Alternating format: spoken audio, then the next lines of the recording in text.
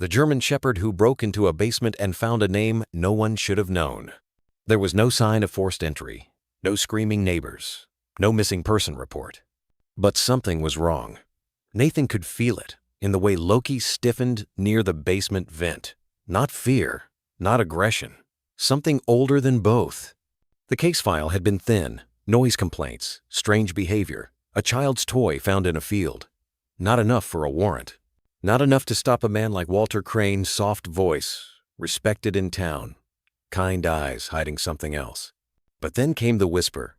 A voice caught on a hidden mic. "Mama, can you hear me?" From that moment, nothing could stay buried. This story isn't just about a rescue. It's about memory, control, and a child taught to answer to someone else's name. And a dog who, when no one else believed, never stopped watching the dark. You won't forget what they found in that basement. And neither will he. The town of Silver Ridge sat like a still photograph beneath the early October sky. Sharp blue above, golden leaves below, and a hush so deep it felt rehearsed. Every porch had a chair that hadn't moved in weeks. Lawns were trimmed to municipal standards. Mailboxes stood proud like veterans of another era. People waved with brief smiles, not out of warmth, but out of habit, the kind you pass on, like recipes, not stories. Officer Nathan Rowe drove these streets every afternoon, not because he expected crime. Silver Ridge rarely indulged in anything louder than a parking dispute, but because habit had a rhythm, and rhythm was control. And control, these days, was survival.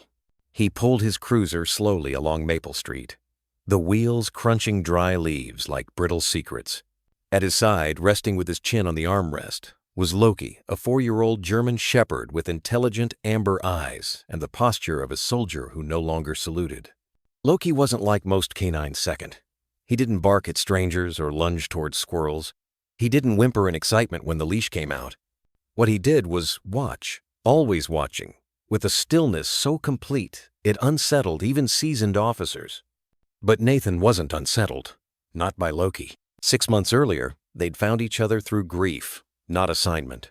Nathan had transferred from Denver after a failed hostage rescue took his partner both human and canine. The explosion came without warning. Scout, the dog he had trained with for 4 years, never made it to the back exit. Nathan survived with 2 cracked ribs and an invisible wound that no bandage could reach. He hadn't wanted another dog. He told the department no, twice. Then Loki arrived, reassigned from a unit that said he had too much trauma for service. The file didn't say what happened, just that he stopped responding to verbal commands, only to instinct. They almost retired him. But Nathan saw something in his eyes. Not fear refusal. Loki didn't bark anymore. But he never looked away. Nathan respected that. He understood that. Now, they were 2 ghosts patrolling a town that pretended it didn't believe in ghosts. As they passed Nora's Books and Tea, long since boarded up but still bearing the ghost of painted letters on its windows, Loki stirred. Nathan noticed it the way a father might notice a child's breath hitch in sleep, subtle, but charged. "You smell something?" he asked softly, eyes scanning the quiet sidewalk. Loki didn't respond with a bark. He simply sat up straighter, ears pivoting, nose lifting toward the shifting wind. Nathan slowed the cruiser and rolled to a stop near Birch and Alder. He stepped out, tugged his Navy patrol jacket closer against the bite of the wind, and opened the passenger door. "Let's walk it out." Loki leapt down silently. No leash was needed, not between them.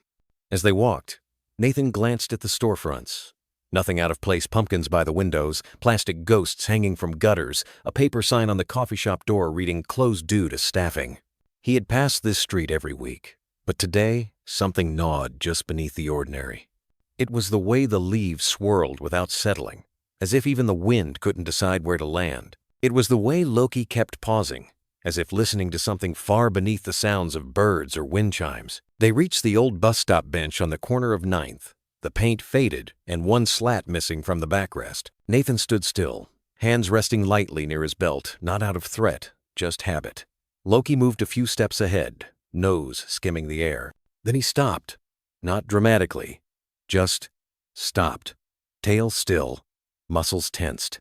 Nathan followed his gaze. A man, tall, in an olive trench coat, stiff-backed and square-jawed, walked briskly down the sidewalk across the street. Holding his hand was a young boy, maybe 6. Blonde hair too neat, clothes too curated. He didn't swing his arm, didn't look around, just walked like a shadow being pulled. Nathan's eyes narrowed. And then it happened. The boy glanced back. Not at Nathan, not at the cruiser, at Loki. And in a motion so fast it could have been a twitch, he lifted his right hand behind him, palm inward, and raised 3 fingers. Once. Quick. Gone. Nathan's heart stopped, just for a breath. 3 fingers, palm inward, behind the back. It was a nonverbal SOS signal, one taught in modern child trafficking awareness training. A quiet scream from those who can't yell, a gesture designed to slip under adult control, but only if someone noticed. Nathan stood frozen for a second longer than he meant to. Loki didn't bark, but he turned his head slowly and looked up at Nathan. Their eyes met. And in that brief silence between them, the question was already answered. That wasn't nothing. The sidewalk across the street stretched quiet under the filtered light, broken only by the occasional gust that stirred leaves into sudden spirals. Nathan stood still by the corner bench, the air tight in his lungs. Loki hadn't moved since stopping. His entire posture read like punctuation, not alarm, but awareness sharpened into steel. Across the 2-lane road, the pair walked, a man in an olive-green trench coat, long to the knee and cinched neatly at the waist. His shoes were polished, soles striking the pavement with the rhythm of someone used to being obeyed. His hair was slicked back, silver at the temples, and every gesture he made, each step, each turn of the head felt rehearsed, like a character in a play he refused to exit. Next to him, tethered by the hand, was a small boy, maybe 6, maybe younger. His legs moved in sync with the man, but there was no joy in the rhythm, no bounce, no drag, just a careful obedience, as if he'd practiced invisibility. Nathan's eyes lingered on the child. The boy's shirt was tucked too perfectly, his shoes too polished for play. His red backpack, shaped like a cartoon fox, looked out of place, like it had been chosen from a catalog by someone who'd never seen a child smile. And his face. It was empty. Not blank like boredom, empty in a way that chilled something beneath Nathan's badge. Eyes wide but glassy, as if watching the world from behind a wall only he could see. Then, as the man adjusted his grip and began crossing toward the far end of the sidewalk, the boy did something almost imperceptible. He looked back, not at Nathan, not at the cruiser still idling a block away. He looked directly at Loki. The moment held like breath between heartbeats. And then, quietly, behind his back, he raised 3 fingers, index, middle, and ring palm inward. It lasted less than a second. A flick, a whisper of movement. But Nathan saw it. And Loki did, too. The shepherd's ears drew forward, body stiffening, his tail frozen midline. He made no sound, but his paws shifted as if bracing for something unseen. Nathan felt the hairs on his arms lift beneath the jacket. He blinked, his mind grabbing for the memory. 3 fingers, palm in, behind the back. It was a nonverbal signal, one drilled into specialized training, a silent SOS, designed for children in situations too dangerous for speech, created for victims of abduction, trafficking, or domestic imprisonment. A cry in code, but only if someone noticed. Nathan exhaled slowly through his nose. His training told him to assess, first document, confirm, follow protocol. But something in him, something older than training, whispered louder. That wasn't nothing. The man tugged at the boy's hand. The child complied without a word, his expression unchanged. Together they turned down a side alley flanked by red brick townhouses, their figures swallowed by the narrow passage. Gone. Nathan remained motionless for a few beats longer, his eyes fixed on where they'd disappeared. The street felt wrong now, too, still, as if the quiet had shifted from peaceful to hollow. Loki let out a short exhale, like a sigh made of instinct. Yeah, Nathan murmured. I saw it too. He reached into his jacket and retrieved his small field notebook. The pages were creased, weathered by time and weather, filled with license plates and forgotten addresses. But this entry he wrote with the steadiness of a man carving memory into stone. Birch and 9th. Adult male, approx. 55, 60. Why? O. Gray hair, olive trench, posture military. Child, male, approx. 6. Y. O. Thin build, blonde. Red fox backpack, possible distress signal. 3-finger covert S.O.S. He paused, pen hovering, then added, observed by K9 Loki instinctual response. Nathan closed the notebook with care and slipped it back into his chest pocket. The wind rustled again, lifting brittle leaves into motion around his boots. But he didn't move yet. He looked at Loki. The dog was staring down the alleyway where the pair had gone. No bark, no growl. Just a quiet, unwavering focus. Nathan crouched beside him. You froze when he did it, he whispered almost to himself. You knew. Loki blinked once. They stood there another minute, long enough for the traffic light at the corner to cycle twice without a single car passing. Just long enough for the tension to settle in Nathan's chest like a stone. This wasn't a misunderstanding, but also, it wasn't enough. Not yet. No signs of visible harm, no screaming. Just a strange man and a silent child walking down a quiet street in a quiet town. Nathan forced himself to turn back toward the cruiser. Let's go, partner, he said, his voice low. Loki hesitated for half a second, then trotted quietly beside him. His gait was fluid, but the tilt of his head, the way his ears pivoted back and forth, it was clear. He was still listening. As Nathan opened the door, he cast one last glance toward the alley. Nothing but shadows. But his gut didn't settle, and neither did Loki. That night, sleep came slow, and not for long. The house was too quiet. Nathan sat in the half-dark of his living room, back curved against the worn leather couch, the kind with stitching that held memories. The television was off. The lights were dim. Outside, the wind tapped branches against the window pane like fingers too polite to knock. In the far corner of the room, Loki paced. Not frantically. Not like a dog who needed to go out or stretch his legs. This was different. His movement was slow, deliberate. 4 steps forward, pause, head turned, ears twitching. 4 steps back. Nathan had seen this once before, back in Denver, a week before the raid that went wrong. Scout, his old partner, had acted this way, not out of nervousness, but unrest, as if something under the surface had begun to crack, and only instinct could hear it. Can't sleep either, huh? Nathan said softly. Loki paused in front of the coffee table, his amber eyes fixed on Nathan with an intensity that bordered on eerie. Then, with a quiet breath, he turned and walked over to the window, settling on the rug like a sentinel who refused to leave his post. Nathan rubbed a hand over his face. He hadn't said a word about what he and Loki had seen that afternoon.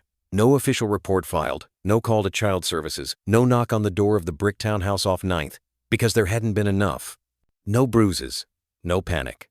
Just a man and a boy walking quietly. And a silent signal that only 2 souls seemed to recognize. Nathan leaned forward and opened his laptop. The screen glowed against the dim room like a wound opening. He typed slowly, his knuckles stiff, the scar above his right thumb catching the light. Non-verbal distress signal child. 3 fingers, palm inward, behind back. M? The search results loaded quickly. Advocacy websites, public service announcements, a few news reports buried beneath viral noise. He clicked through them one by one. The gesture had been developed just a few years ago, during the pandemic, when children stuck at home began signaling abuse during online calls. It had spread quietly, whispered through TikTok videos, workshops for teachers, leaflets for pediatricians. Not many kids knew it, but those who did often had been taught for a reason.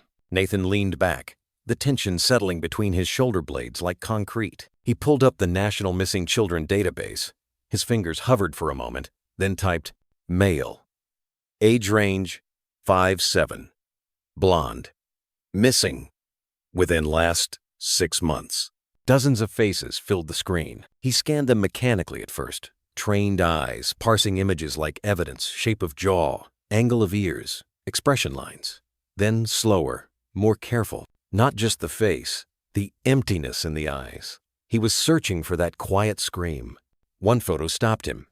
A boy named Finn Kessler, age 6, missing from Boulder, Colorado. Last seen wearing a red jacket and a fox-shaped backpack. No known abductor identified. A case gone cold in just 8 weeks. Nathan clicked on the file. There was a photo of Finn at a petting zoo, grinning softly, a bronze lion statue behind him. His hair was a little longer than the boy Nathan saw today, but the curve of the cheek, the way his hands curled slightly inward, the weight behind the stare, they matched. Nathan clicked on the Identifiers tab. Birthmark. Small crescent-shaped mark behind right ear. He froze. Today, when the boy turned briefly, a loose strand of hair had shifted just enough to reveal a shadow of a shape on pale skin. Nathan shut the laptop slowly, like sealing a secret he wasn't ready to share. His gut twisted in that familiar way, a sensation like falling, but without speed, just weight.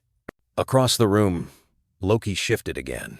He stood now, ears half raised, eyes locked on the door as if someone were waiting behind it, though the night was still. "You're not letting this go, are you?" Nathan murmured. Loki padded over, quiet as breath, and sat by Nathan's side. His head pressed lightly against Nathan's knee, not to ask for affection, but to anchor him. Nathan swallowed hard. All the usual voices in his head, procedure, caution, due process, had grown quieter. What rose now was older, raw. It was the memory of a child in a fox-shaped backpack, raising 3 fingers and trusting someone anyone would understand. He reached into his coat pocket and pulled out the field notebook again. Flipping to the page from earlier, he added beneath the entry, "Cross-reference W. Finn Kessler, age 6. Boulder PD case number 4829. Distinct match on backpack plus possible birthmark. Further observation needed." He tapped the pen twice against the paper, then stopped. For the first time in weeks, the room felt too small. Nathan stood and walked to the front door. He opened it quietly, letting in the chill. The porch light cast long shadows across the steps, and the wind carried the faint scent of pine and wood smoke. Loki joined him, stepping outside and sitting at attention, gaze turned not toward the trees, but back toward town, toward that house, that alley, that silence that wasn't peaceful, only contained. Nathan crossed his arms against the wind, his jaw tight. He didn't know what was waiting at the end of this, whether he'd find confirmation or get flagged for harassment. But one thing was certain. This wasn't over. And Loki knew it too. The morning air in Silver Ridge had changed. It wasn't the temperature, though. It had dropped, leaving a cold breath on the windows and a brittle frost along the edges of the grass. It was something less visible, a stillness that no longer felt innocent.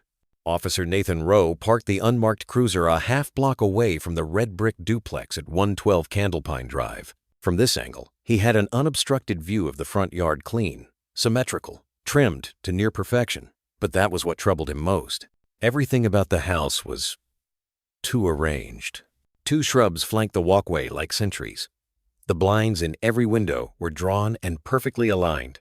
A pair of copper wind chimes hung from a porch beam, polished and silent, despite the breeze that teased the trees nearby. It looked like a home out of a real estate brochure, a place where nothing bad could possibly happen. But nothing ever moved. Nathan sipped cold coffee from a dented steel thermos, eyes narrowed behind the windshield. Loki sat beside him in the passenger seat, ears up, body still, but alert in that almost supernatural way of his. "Looks peaceful, doesn't it?" Nathan muttered. Loki didn't shift. He was staring at the house with that same eerie attentiveness he'd shown at the alley 2 days before, not barking, not whining, just listening. Nathan clicked the dashcam off and leaned forward, bracing his forearms against the wheel. A pickup drove by behind them, slow, then turned down the next street. No other traffic, no children, no sign of the boy. The house was sealed tight. Nathan scanned the property. No toys, no bikes, no chalk on the sidewalk, no mailbox overflowing, just order. Too much order. He reached into the center console and pulled out his notepad, thumbing to the same page he'd scribbled on before. Candlepine residence matches visual from 9th Street. Man confirmed. Gray hair, approx. 6. Tailored trench coat. Child. Visual match with Finn Kessler. Michigan A from Boulder. Nathan had driven by twice yesterday. Once in uniform. Once off duty. No movement. Today, he waited. Mid-morning came with a whisper of wind that stirred the leaves, but not the chimes. Nathan tapped the rim of his thermos against the gear shift, a nervous tick he hadn't done in years. Then Loki moved. Not dramatically, just enough. His nose lifted. He leaned forward slightly, eyes narrowing toward the far left corner of the yard, where the grass dipped into a narrow run between the house and the neighboring fence. Nathan followed his gaze. There, half hidden beneath a sloped hedge and a sagging wooden gate, was a small vent rusted at the edge, flush with the foundation. Loki stood, paws planted on the armrest, tail straight out. "Talk to me," Nathan whispered, opening the door. Loki dropped down with the grace of a predator and trotted forward with measured steps, eyes never leaving the vent. Nathan crossed the street slowly. Not in uniform today, just dark jeans and a fleece-lined flannel over his badge. No weapons visible, no confrontation planned. Just curiosity, wrapped in quiet suspicion. He knelt beside Loki at the base of the house. The dog's nose flared once, twice. Then he froze. Nathan leaned closer. There it was, faint, almost too faint, but it was there. That metallic tinge iron, like old blood, buried beneath the smell of cleaning agents. Bleach, lemon-scented, but sharp, acidic. A chemical hush, too clean for a home that never opened its windows. Nathan's stomach turned. It wasn't fresh, but it wasn't old either. Someone had cleaned something. Recently. But not thoroughly enough to fool Loki. The vent itself looked normal to anyone walking by a standard cover, painted to match the siding. But the screws had been replaced.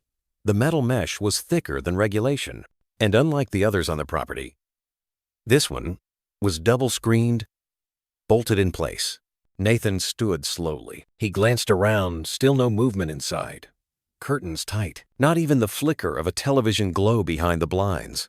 Loki sat beside him now, ears back, head tilted just slightly. "You smell what I smell," Nathan said. The dog didn't move. Nathan reached into his phone and snapped a photo of the vent, marked it with the house number and timestamp. Then he gently tapped Loki's flank. "Let's not cause a scene." They walked back across the street, quiet as fog. Inside the cruiser, Nathan sat in silence for a long moment, hands resting on the wheel but not starting the engine. Loki laid down again, this time slower, head resting between his paws, but his eyes never blinked, not once. Nathan stared out through the windshield. This house was too quiet. Not in the peaceful way he used to love about small towns. Not in the way birds go silent before a storm, but in the way a place seems to hold its breath long after the danger has passed. Or maybe right before it begins. It was mid-morning when Nathan stepped out of the cruiser again, the sun low and filtered through a gauze of cloud, casting long, soft shadows across the rooftops of Candlepine Drive. The air smelled faintly of chimney smoke and something sweeter, overripe apples fallen in someone's yard. He kept his badge tucked inside his jacket pocket, out of sight. Not out of shame, just preference. People talked more when the law looked like a man, instead of a uniform. Loki padded beside him, leash looped loosely in his hand, though the dog never pulled. His gait was steady, his gaze scanning windows, fences, the motionless blinds of the red brick duplex across the street. But Nathan didn't walk toward Walter Hess's house this time. He turned toward the one just beside it, the little white bungalow with cracked stepping stones and a garden that looked half wild, half tended by memory. A faded metal chair rested beneath the porch awning, and a pair of potted chrysanthemums hung in macrame nets by the door, still bright despite the chill. There was something lived in here. Honest, uncurated. A woman emerged from the backyard just as Nathan stepped up to the porch short, maybe mid-60-second. Her gray hair braided and pinned like she'd done it that way for decades. She wore a lavender housecoat over slacks and garden shoes, pushing a small wire cart filled with folded linens. She didn't seem startled to see him. "Ma'am," Nathan said gently, removing his badge and holding it open for just a moment. "Nathan Rowe, Fairview PD. Mind if I ask you a quick question?" She paused, blinking once. Her eyes were clear, not suspicious, just measured, like she'd long since learned to read people before answering them. "Is this about Mr. Hesse?" she asked softly. Nathan's mouth pressed into a faint line. "Yes, ma'am. Have you noticed anything unusual next door? Visitors? Changes in routine?" She shook her head as she shifted the basket off the cart. No visitors. Not ever. Not even delivery trucks. And he mows his lawn every Tuesday, same way, up and back. Perfect lines. She paused. Too perfect, if I'm honest. Nathan waited. She glanced toward the house next door, the curtains drawn tight, the wind chimes still unmoved. I used to think he was just shy, she said. A little stiff, always polite though. He waves, if you wave first. Never says much. And the boy? Nathan asked. Her face changed slightly, softened, but also drew inward like someone pulling an old box off a high shelf. I see him sometimes, she said. In the mornings, they go for walks, always holding hands, always quiet. Does he play outside? She shook her head again. Not once. I have a bird bath out back. Cardinals come every morning. Not once have I seen that child toss a pebble or touch a flower. He just follows. Nathan felt that familiar tension crawl behind his ribs. Do you know his name? She hesitated, brushing her palms over the edge of her robe. He whispered it once. She said, I was out front, planting bulbs. The man wasn't with him. He was standing by the fence, just watching the clouds. Nathan waited, patient. I said hello. He looked at me with the saddest eyes I've ever seen. Then he said, she paused, Finn, or maybe Miles. I couldn't quite tell which he meant to say. Nathan's breath caught. Did he speak often? He asked. No, she said, her voice thinning. That was the only time. Every time since, he just walks when Mr. Hesse walks. Eyes down. Like he doesn't know how to move unless he's being pulled. Loki, who had been sitting quietly beside them, stood suddenly, ears pricked. The woman blinked and glanced down. He's beautiful, she added, but he looks like he's listening for something I can't hear. Nathan nodded. He does that. She glanced toward the vent again, barely visible from her yard, but she seemed to know what he was looking for without being told. I never hear anything from that house, she said. No music, no laughter, no television, not even arguments, but sometimes. Her voice faded a little, like a memory coming out of dust. Sometimes, around midnight, I hear crying. Not loud, just soft, like someone crying into their pillow because they don't want the walls to know. Nathan's jaw tightened. And you've never seen anyone else in the home? Number. Just them, the man and the boy. She paused. But he doesn't feel like a boy anymore. He feels like a ghost of one. Nathan let that land in silence. He scribbled a few notes in his pad, then glanced up. Ma'am, may I ask your name? She smiled faintly. Mabel Harrow. I taught music at Silver Ridge Elementary for 31 years. Retired now. Just me and the birds. Nathan offered a hand, and she shook it with surprising firmness. Thank you, Miss Harrow. She held his gaze a moment longer, then looked toward Loki, then back at Nathan. I hope you find what you're looking for, officer, she said quietly. But whatever's in that house, it isn't what it pretends to be. Nathan nodded. Sometimes, she added as he turned to leave, the silence is the loudest part. As he walked back to the cruiser, the wind finally stirred the wind chimes next door. Only they didn't sing. They clinked, like metal against metal, cold and hollow. The cruiser hummed low and idle as Nathan sat behind the wheel, bathed in the soft blue glow of the onboard computer. Outside, Silver Ridge was starting to stir. Sprinklers ticked on one by one. A jogger passed by with earbuds and a retriever in tow. The world kept pretending things were fine. But Nathan's eyes didn't leave the screen in front of him. He typed in the name exactly as it had appeared on the utility bill for the red brick duplex. Walter Hess. Age, 58. Licensing state, Colorado. Driver's license valid. No criminal record. No active warrants. That should have been reassuring. It wasn't. Because what followed made the back of Nathan's neck prickle. Walter's address history, at least the one visible through standard PD access, was fragmented. In the past 6 years, he'd lived in Idaho Falls, then Cheyenne, then Prescott, Arizona. None of the stays lasted more than 18 months. Each move was followed by gaps, months where no address was listed, no mail forwarded, no employer documented. More troubling, all 3 previous residences had been listed manually in DMV records, not through tax documents, not through utility setup. Ghost footprints. Nathan leaned forward, lips pressed together. He pulled up an internal records request and cross-checked Walter's most recent tax filings. Nothing. No W-2 second, no contractor statements, no health insurance, no Social Security activity, just a solitary driver's license renewal 5 months ago, tied to 112 Candlepine Drive. It didn't make sense. No one lives that clean. He dug deeper. Nathan clicked over to the State Child Services database, entering Miles Hesse as a dependent, matching to Walter's name. No matches. No birth certificate. No school enrollment. No immunization logs. No pediatrician appointments within the state.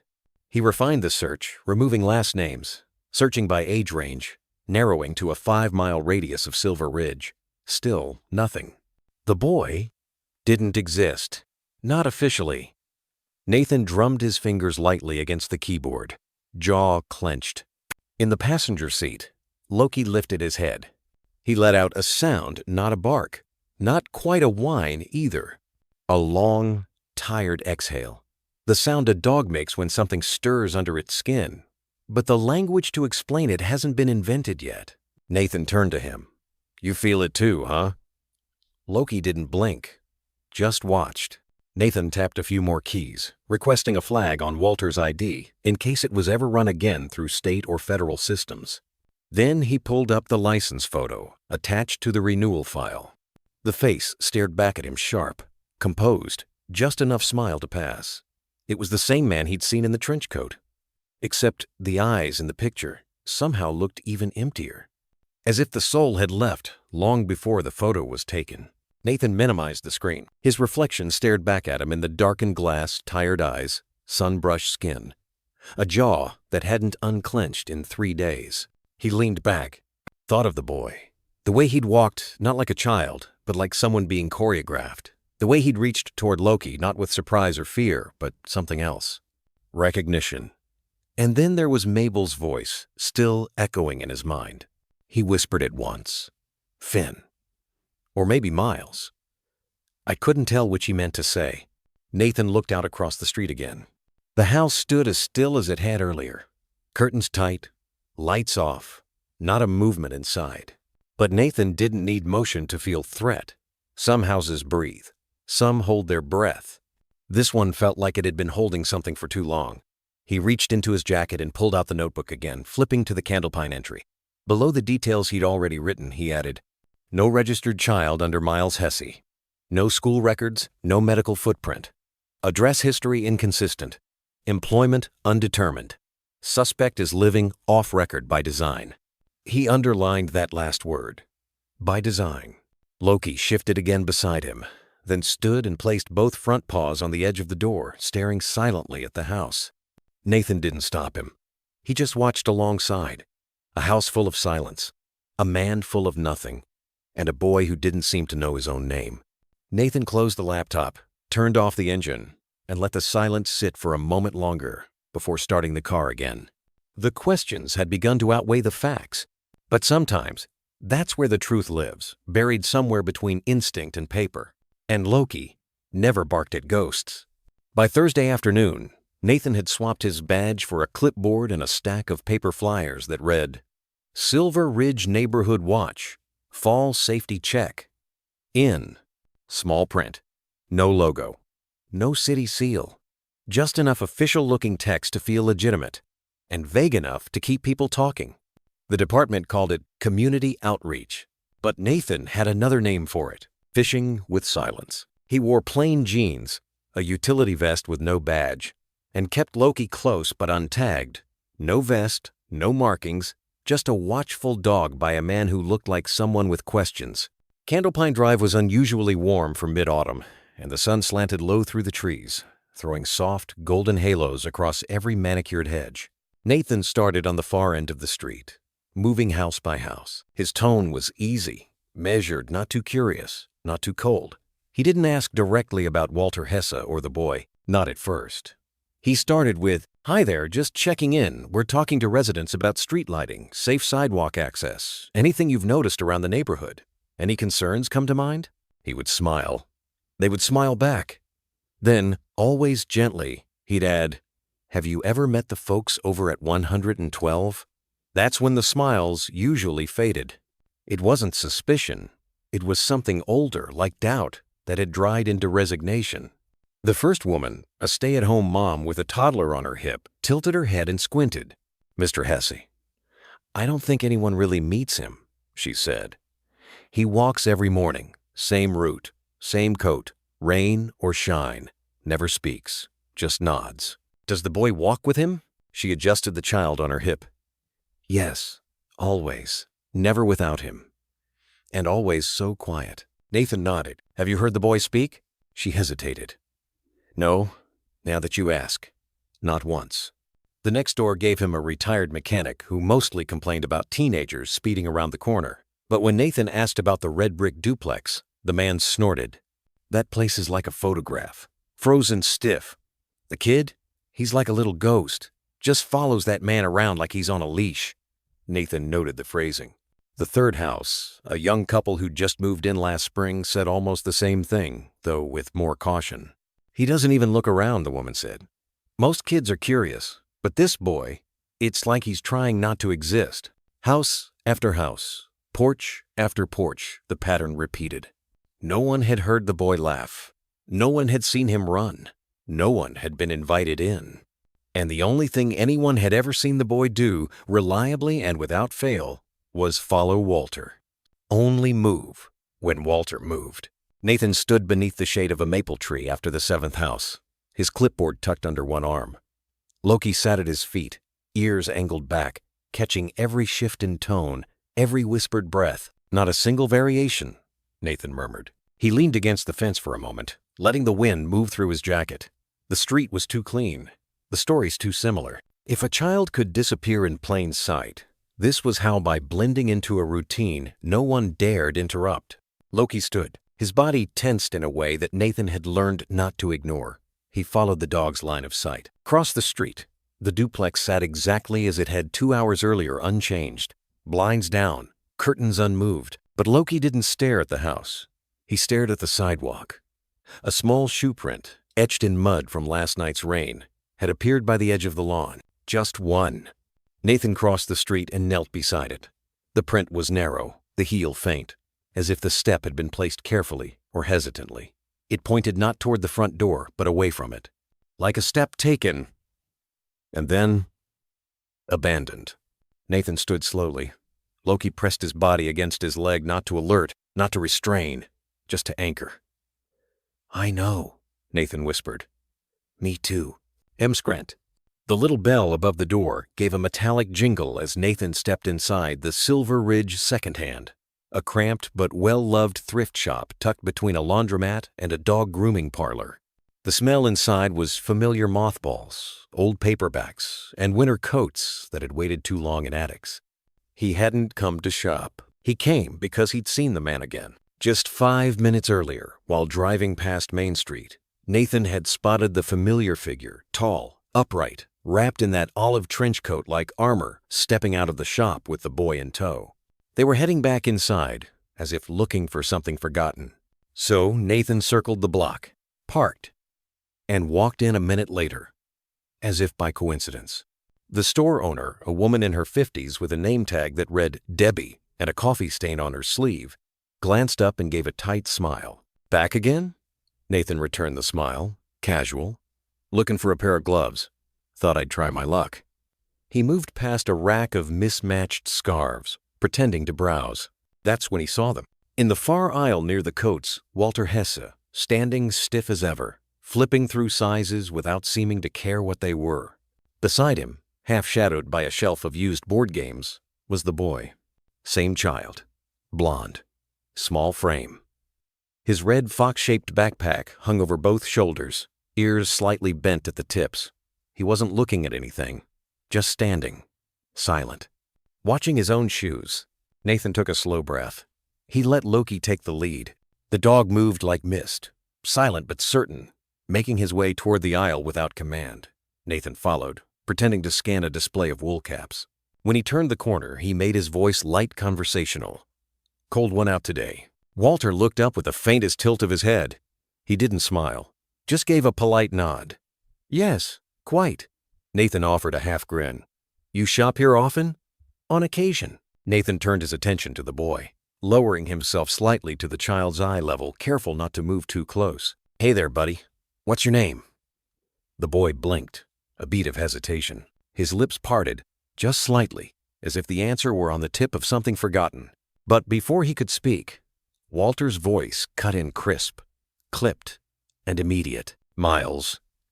Nathan's gaze flicked upward, meeting Walter's. The man's face was calm, too calm. The kind of calm that dared someone to push. "Miles, huh?" Nathan said slowly, turning back to the boy. "That right?" The boy didn't nod, didn't shake his head, just looked down again. His shoulders twitched, barely. Nathan didn't press. He waited. Loki stepped forward. The boy didn't flinch. Most kids did. A full-grown German shepherd approaching, especially one without visible harness or vest, was enough to make even the bravest child pause. But not this one. He looked up at Loki, not with fear, but with something else. Recognition. As if something ancient in his bones had stirred awake. He moved just an inch, a toe length forward. Then, slowly, carefully, he extended one small hand. Loki stopped, lowered his head, and gently, with a breath like a promise, licked the boy's fingers. The boy inhaled soft and sharp, like the beginning of a cry that had forgotten how to form. His other hand reached forward and found Loki's fur. He gripped it, not hard, not possessive, but grateful, like a man gripping the edge of a cliff after dangling too long. Walter's posture stiffened. "We should be going," he said, voice tight. Nathan rose slowly, his voice even. "Of course, just doing some neighborhood check-ins. You two have a good day." Walter nodded once. "Come, Miles." The boy released Loki's fur reluctantly. His fingers lingered in the air before falling to his side. As they turned away, Nathan saw it. The boy glanced back once, over his shoulder. Not at him, at Loki. And in that look was everything. The room was dim, except for the glow of a single desk lamp and the pale light of a computer monitor casting long shadows across the old records room. It was late, nearly midnight, and the building had long since emptied. Even the cleaning crew had passed through hours ago, leaving only the faint scent of ammonia and a mop bucket by the back stairs. Nathan sat hunched at the terminal in the far corner, the one furthest from the glass door, where the overhead fluorescence had long since flickered out. He preferred it that way. Some truths weren't meant to be uncovered under full light. Loki lay a few feet away, head between his paws, body still but eyes never closed. They'd been here for almost an hour. Nathan's jacket was folded over the chair back, his sleeves rolled up. A cold cup of coffee sat untouched beside the keyboard. The silence had deepened in layers, the kind that doesn't just fill a room but pushes into the chest. He typed slowly, narrowing the search field with each filter. Male. Age. 5, 7. Blonde. Missing in the last 3 months. Dozens of photos populated the screen. Too many. Nathan leaned back for a moment, rubbing the bridge of his nose with one hand. His jaw was tight, the muscles rigid, with exhaustion that sleep wouldn't cure. There was a certain weight to this kind of search, like lifting one stone after another, never knowing when you'd finally uncover bones. He scrolled. One boy had dimples too deep.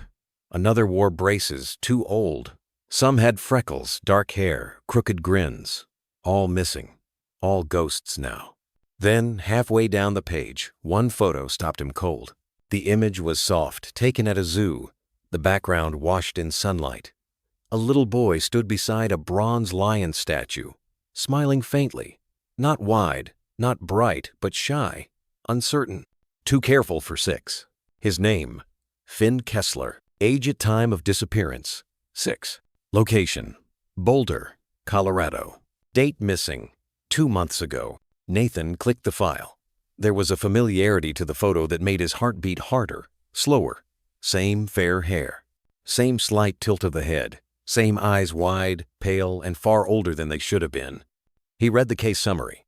Finn was last seen leaving a neighborhood playground around 6:40 p.m. with an unidentified adult male. No witnesses could confirm abduction. No signs of struggle. Child was presumed missing voluntarily with known acquaintance. Amber Alert expired unresolved. Family remains in contact with local authorities. Nathan kept reading. He stopped at a line near the bottom. Identifying mark. Crescent-shaped birthmark. Located behind the right ear. The image sharpened in his memory like glass under sunlight. At the thrift store, when the boy had bent slightly, the strap of the fox-shaped backpack had slipped just enough. Nathan hadn't thought much of it at the time. Just pale skin, a bit of exposed neck. But now, he'd seen that mark. A faint curve, reddish-brown, like the sliver of a new moon. No bigger than a fingertip, but too specific to forget. He stared at the screen. Then, slowly, as if moved by something older than memory, he reached over and set his hand lightly on Loki's back. The dog stirred, lifted his head, ears twitching. Nathan turned the monitor slightly toward him. Loki stood, walked forward, stared at the image of the boy. And then, for the first time since Denver, Loki barked. Once. Short, sharp, and full of something electric. Not warning, not alarm. Recognition. Nathan froze. The bark echoed once in the walls of the records room, then dissolved. Loki sat down again, his body still but charged, eyes fixed on the screen like it had revealed something no one else had noticed. Nathan took a deep breath. Then he opened his notebook and wrote, "Slow and careful. Third confirmation. Child seen W. Hesse is likely Finn Kessler. Photo match on facial structure, posture, and backpack. Fox design. Noted. Birthmark present. Subject has not confirmed identity verbally. Interactions with Loki indicate prior emotional memory."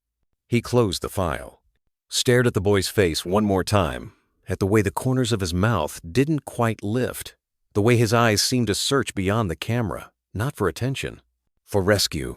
Nathan swallowed, hard. "We found you," he whispered. Loki let out a soft sound, not a growl, not quite a sigh, almost a prayer. The call connected on the third ring. Nathan stood in the hallway outside the department's back office, cell phone pressed tight to his ear. The overhead light flickered, casting a staccato rhythm on the tiled floor. Loki sat beside him, still as a shadow, ears slightly raised. A woman answered, her voice cautious, clipped. "Hello, Mrs. Kessler?" Nathan said gently. A pause. "Yes, who is this?" "My name is Nathan Reyes. I'm an officer with the Westfield Police Department. I need to ask you a few questions about your son, Finn." The silence that followed was the kind that reshaped gravity. Then came the shift, the slight intake of breath, the kind that only a mother who's been suspended in grief could give. "Finn's been gone for over 2 months, she said slowly. "I'm not sure what more I can tell you. I understand. I wouldn't call unless I had reason." Nathan's voice was soft. Each word weighed before release. "I saw a boy today. A boy who looked like him. I can't confirm yet. But I need to ask something unusual." Jenna Kessler didn't reply right away. The hallway felt colder. Nathan continued. "When he was little, did Finn have a favorite story? Something he asked for over and over?" The line went quiet. Then a tremor. Her voice, now only half-whisper. "Sir Loki and the Kingdom of Silence." Nathan closed his eyes. A weight settled somewhere beneath his ribs. "That was the story I made up for him when he couldn't sleep," she said, voice threading between strength and tears. "He was afraid of loud noises, thunderstorms, sirens. So we created a world where quiet was powerful, where silence was brave. And his knight, Sir Loki, was a dog." Nathan knelt beside Loki, placing a hand gently over the thick fur at the base of the dog's neck. "Do you remember what Sir Loki looked like?" She hesitated, then gave a soft laugh, wounded and warm all at once. "Big, brave, ears like wings," he said. "He had a stuffed dog he named Loki, slept with it every night, until—" Nathan could hear her swallow the rest. He breathed in, slowly. "The boy I saw had a fox-shaped backpack, blonde, quiet. He didn't speak, but he raised 3 fingers behind his back when no one was looking." "Oh God," Jenna whispered. "He didn't say his name," Nathan said. "But the man with him called him Miles." "That's not his name," Jenna said, her voice breaking. That's never been his name. Loki let out a low, almost imperceptible whine. Not impatient, not warning, just listening. Nathan paused, then asked gently, "Does Finn have any identifying marks? Something only a parent would remember?" "Yes," she said. "Behind his right ear. A birthmark. Crescent-shaped. It looks like the moon." "Lee." Nathan closed his eyes again. The silence stretched, and then he said, "It's there." He didn't have to say anything more. He could feel her shaking through the line. "I think," she said through tears, "you found my son." For a long moment, neither of them spoke. There was no need. Nathan let the silence hold. It wasn't heavy this time. It was sacred. Finally, Jenna asked, "Where is he?" "He's still with the man," Nathan said gently. "But I'm watching, quietly. If I move too fast, I could lose him again." "You won't," she said, the tremble still there. But under it, a steel resolve only a mother could carry. "You won't." Nathan nodded to himself. "Can you send me a photo of the stuffed dog? The Loki?" "I'll find it." "I never had the heart to throw it away." "I'd like to show it to him," Nathan said. "Sometimes memory moves faster than language." Jenna didn't answer right away. Then, "You're the first voice that's made me breathe again in 2 months. Whatever you need, I'll give it." Loki nudged Nathan's hand gently with his nose, as if sensing the shift. The air felt lighter. As they ended the call, Nathan leaned his head against the cold tile wall for just a second, letting the moment soak through him. There was still distance ahead, still danger, but tonight, for the first time, something real had broken through the fog. A name, a story, a mother's voice reaching across silence to find her son. And a dog once, just a bedtime hero, now real, breathing, waiting. Sir Loki was no longer just a dream. He was the one leading the way home. The air smelled of cut grass and iron, the kind of metallic scent that hovered too long after rain.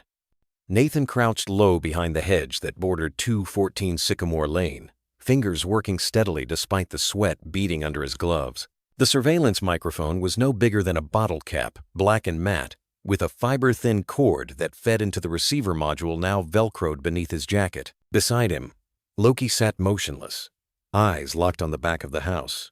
No growling, no tail twitch, just a stillness that came from something deeper than instinct. It was the kind of silence that came from listening for things the world tried to bury. The vent was right where Nathan had marked it days ago, tucked behind a lopsided rosebush, rust-framed, with slats that hadn't been cleaned in years. The same vent Loki had fixated on, muzzle flaring as if catching something beneath bleach and soil. 2 minutes, Nathan whispered.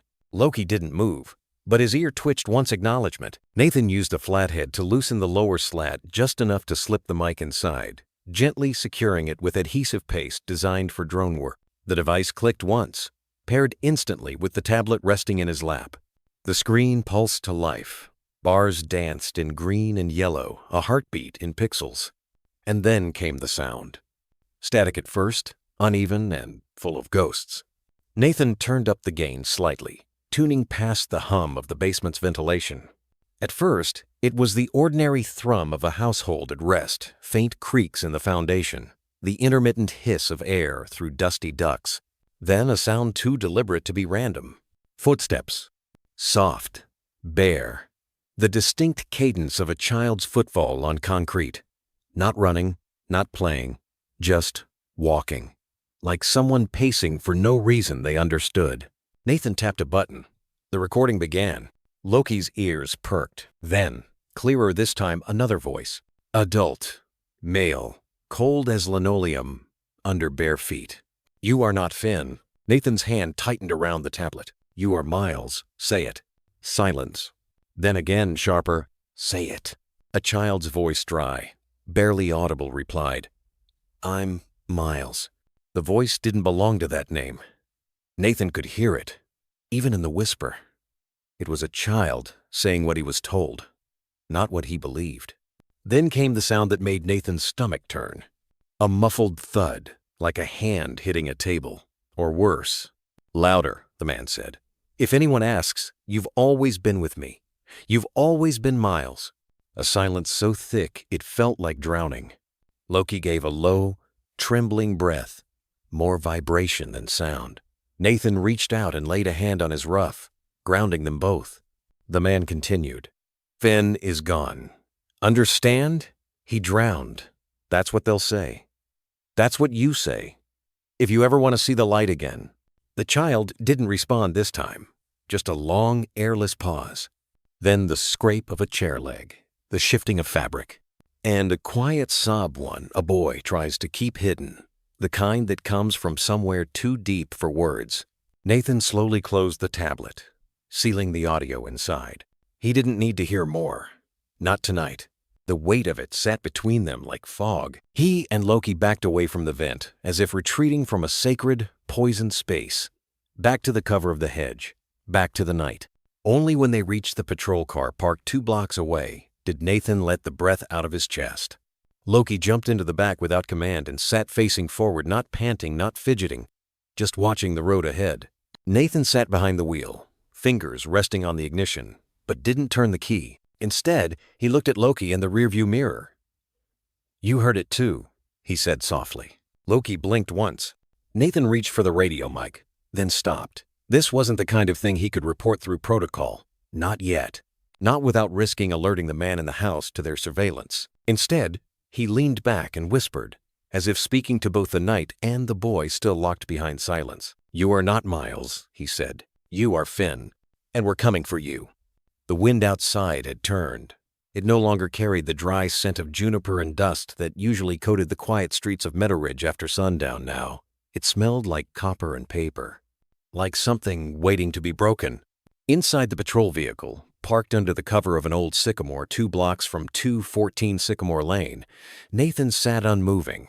The tablet rested on his lap, its screen dim but still pulsing soft blue lines dancing like sonar. Loki lay on the seat beside him, head pressed against Nathan's thigh, ears up and alert. He hadn't shifted in the last 15 minutes, not even when a stray raccoon scurried across the sidewalk in the rearview mirror. Something in the night had his attention pinned something not of scent, but of sound. The surveillance mic was still transmitting, but until now, there'd only been silence. Then, a flicker. Not words, not yet. Just static again, softened by the hush of basement air. Nathan leaned in. A floorboard creaked. Then another. Then a voice. Faint, high-pitched, strained with effort. Mama. Nathan froze. Can you hear me? It wasn't a cry. It wasn't even a whisper meant to reach real ears. It was a hope barely shaped into sound, drifting upward through concrete and ducts and years of being silenced. Loki shifted sharply. A soft, fragile whine escaped his throat as his eyes darted toward the dashboard. He'd heard it, too. The boy was speaking not to Walter, not to himself, but to someone the world had told him was gone. He was speaking into the dark like children sometimes do when they think no one will answer, or when they're too afraid someone might. Nathan's hand moved without thought. He hit record again, time-stamped the clip, and stared at the waveform dancing on the screen like the boy's breath had weight. Then, just as suddenly, the voice disappeared. Not cut off, just swallowed. Like it had cost too much to be said at all. Loki let out another sigh. This one lower, more urgent. Nathan placed a palm on the shepherd's shoulder. He's still in there, he said softly, more to the dog than himself. Still reaching. It was enough. Nathan opened the encrypted dispatch terminal and toggled the emergency override. His fingers flew across the screen as he uploaded the clip directly to County Command, tagging it for immediate child welfare action. Suspected human trafficking victim at risk. The message he typed was brief, but it pulsed with urgency. Audio evidence of minor identifying maternal figure. Possible suppression of identity. Coercion. Subject name Finn Kessler. Match with Boulder Case 216B. Request emergency judicial review for warrant. Premises 214 Sycamore Lane. Basement surveillance confirms threat. Timestamp attached.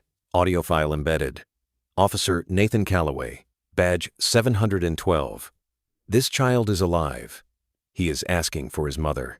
The second he hit send, the status changed from pending to under judicial assessment. It wouldn't take long, not with the voice of a child calling into the dark. Nathan turned the ignition key to accessory mode, letting the battery feed the heater and warm Loki's seat. Then he lowered his head, just enough for his forehead to rest against the steering wheel. How many nights had that boy whispered the same thing into the nothing? How many times had it gone unanswered? There was something unbearable about the quiet afterward, the kind of quiet that lives in homes that are not homes, where walls don't echo with joy or reprimands or lullabies. Just commands. Just fear. Just emptiness. Outside, wind chimes that had never moved before let out a single metallic note, as if the air itself had changed allegiance. Nathan sat back up. Loki lifted his head.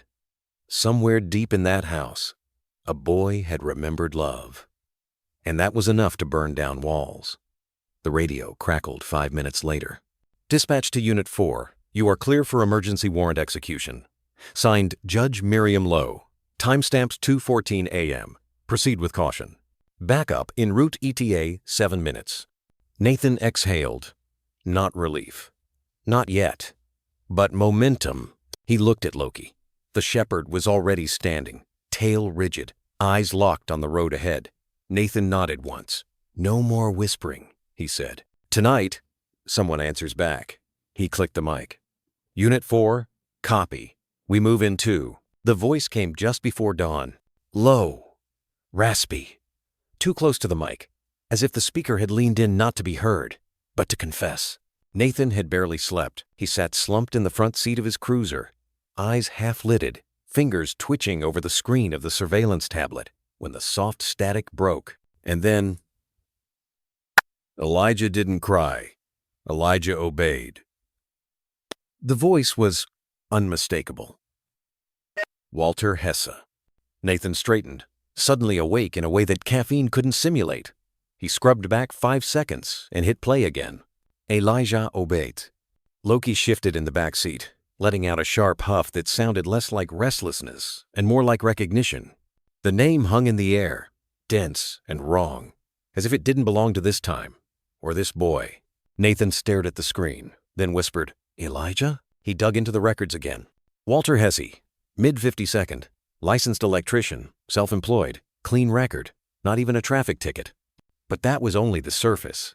It took digging deep, through coroner's logs, newspaper microfiche, obituaries that had long since been archived to uncover the story behind the name.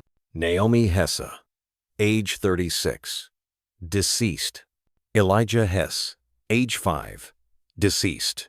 Date of death, the 14th of April, 7 years ago. A car accident on Route 47. Their sedan struck head-on by a truck that had crossed the center line. Driver of the truck had been drunk, a teenager, 17, with no insurance and a record of 3 priors. He died on impact. Naomi and Elijah lingered for hours in the wreckage before being pulled from the vehicle. By then, it was too late. Walter had been out of town that day. Business trip, the police report had noted. The funeral had been small. Closed casket. No criminal trial. The boy's death was ruled accidental. No one was left to prosecute. And Walter had vanished after that. Not literally, but spiritually. Every employment record after that showed inconsistency. New towns, new licenses, no long-term address, no credit cards, no listed phone. He had become, effectively, a ghost in a man's body. Nathan leaned back, his heart sinking under the weight of realization. This wasn't just a kidnapping. It was reconstruction. Walter hadn't just taken Finn. He had renamed him, rewritten him, buried the child's identity beneath a grief too large to carry and too dangerous to ignore. Elijah didn't cry. Nathan closed his eyes. Walter wasn't hearing Finn. He was hearing the son he had lost. He was trying to overwrite the past, erase the tragedy by forging a false version of it. In his mind, Finn wasn't a boy. He was a placeholder, a shadow into which he could pour a broken man's delusion of control. Nathan's fingers gripped the steering wheel. This was no longer about just returning a child. This was about breaking a cycle before it consumed the boy completely. Loki let out a quiet growl. Nathan looked toward the house at 214 Sycamore Lane. Still silent. Still symmetrical. Curtains drawn like eyelids refusing to wake. He whispered, almost without breath, "You weren't supposed to live again, Elijah. You were supposed to be mourned." But Walter had refused to mourn. Instead, he'd stolen a boy and demanded that the child play the part of his grief. Nathan flipped open his notepad and jotted down the next step. Confirm mental health history. Find surviving relatives. Get statements. Compare timeline. Then he added one more line separate from the others. How do you rescue a child who's been told to forget who he is? He looked over at Loki, who now sat upright, ears rigid, nose twitching toward the house. You ready? Nathan asked softly. Loki didn't move, just stared, waiting. And Nathan knew time was running out. If Walter believed he was parenting Elijah again, he might soon do what many grieving people do when reality threatens their illusion. Destroy the truth to protect the lie. Nathan reached for the radio mic. Dispatch, this is Unit 4. New discovery. Possible psychological breakdown by suspect. Subject may be attempting identity replacement of minor. Strong indication of prior trauma. I need a crisis unit on standby. Copy that, Unit 4, the voice crackled back. We'll activate Family Services and Trauma Specialist, ETA 15. Continue surveillance until tactical green light. M. Nathan clipped the mic back into place, then looked down at the tablet again. On the audio, Walter was humming now. A broken lullaby, slow and off-key.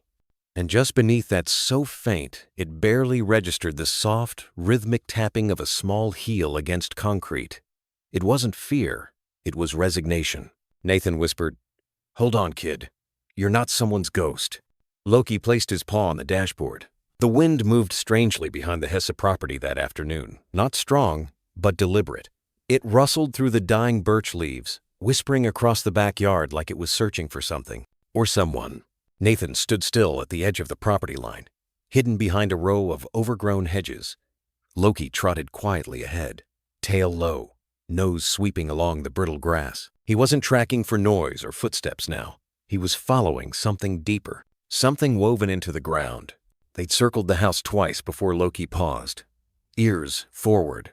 Then a single bark, quick and clipped, the way he used to signal a non-living find. Nathan followed Loki's line of sight. A shed, dilapidated, faded green paint peeled back like paper.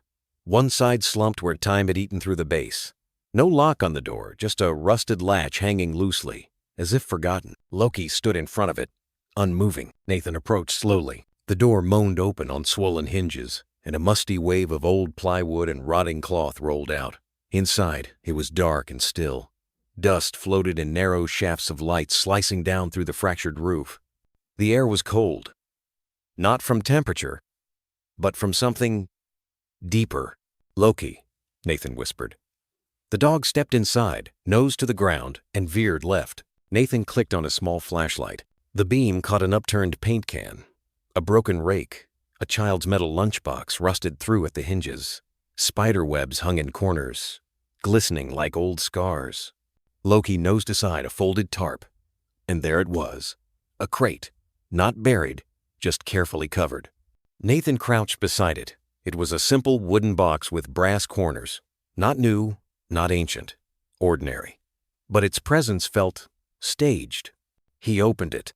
Inside were documents, neatly arranged, sealed in plastic sleeves like someone had prepared them for water damage. Birth certificates, school ID cards, dental records, all fabricated, each one bearing the name Elijah Hesse, age 6. The photos showed different boys, some too old, some too young. None of them were Finn, but they all wore the same blank expression. And in each one, clipped in the corner like a badge, was the same fox print backpack. Nathan's breath caught. This wasn't a one-time act. It was a pattern, a ritual. He dug deeper. Beneath the documents lay a folded sheet of yellowed paper, taped in the middle, worn from refolding.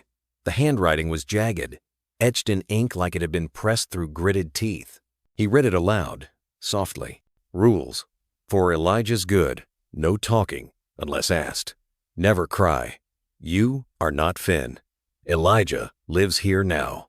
No questions. Each obey was underlined 3 times. Loki let out a low, unsteady whine. Nathan folded the paper back with trembling fingers. His mind raced every case he'd ever read about children in captivity, identity breakdown, the psychological destruction of stolen memory. This was beyond trauma. This was erasure. Nathan stood up slowly. His knees cracked. The light through the shed seemed dimmer now. Or maybe the realization had dimmed everything around it. He stepped outside, breathing in deeply, trying to ground himself. Loki followed, brushing against his leg with a protective nudge. Nathan looked back at the shed. A small wooden coffin, that's what it was. Not for a body, but for truth. He snapped a photo of the crate, the documents, the rule sheet. Then he whispered to Loki, "This isn't just about Walter. It's about whatever's in him, trying to live again through someone else." Loki stared at the house, ears twitching at a faint creak in the distance. Nathan knew they didn't have long. He radioed in, voice steady but low. "This is Unit 4. Confirming identity fabrication. Possible long-term coercion. Subject is mentally rewriting victim's self-identity to match deceased child. Requesting expedited psychological team and tactical approval." "Copy that, Unit 4, dispatch answered. "Document and withdraw. Do not engage yet." Nathan slid the paper into an evidence sleeve, zipped the bag, and pocketed it. But before leaving, he turned once more to Loki. "Every rule on that page," he paused, "was meant to make him disappear." Loki's eyes met his, steady, alert. Not just a scent dog, not just a partner. In moments like these, Loki was a witness, one who never forgot what silence smelled like, who understood grief without words. Nathan knelt, running his hand along Loki's neck. "We're gonna break the rules," he whispered. "All of them." Loki didn't bark. He didn't need to.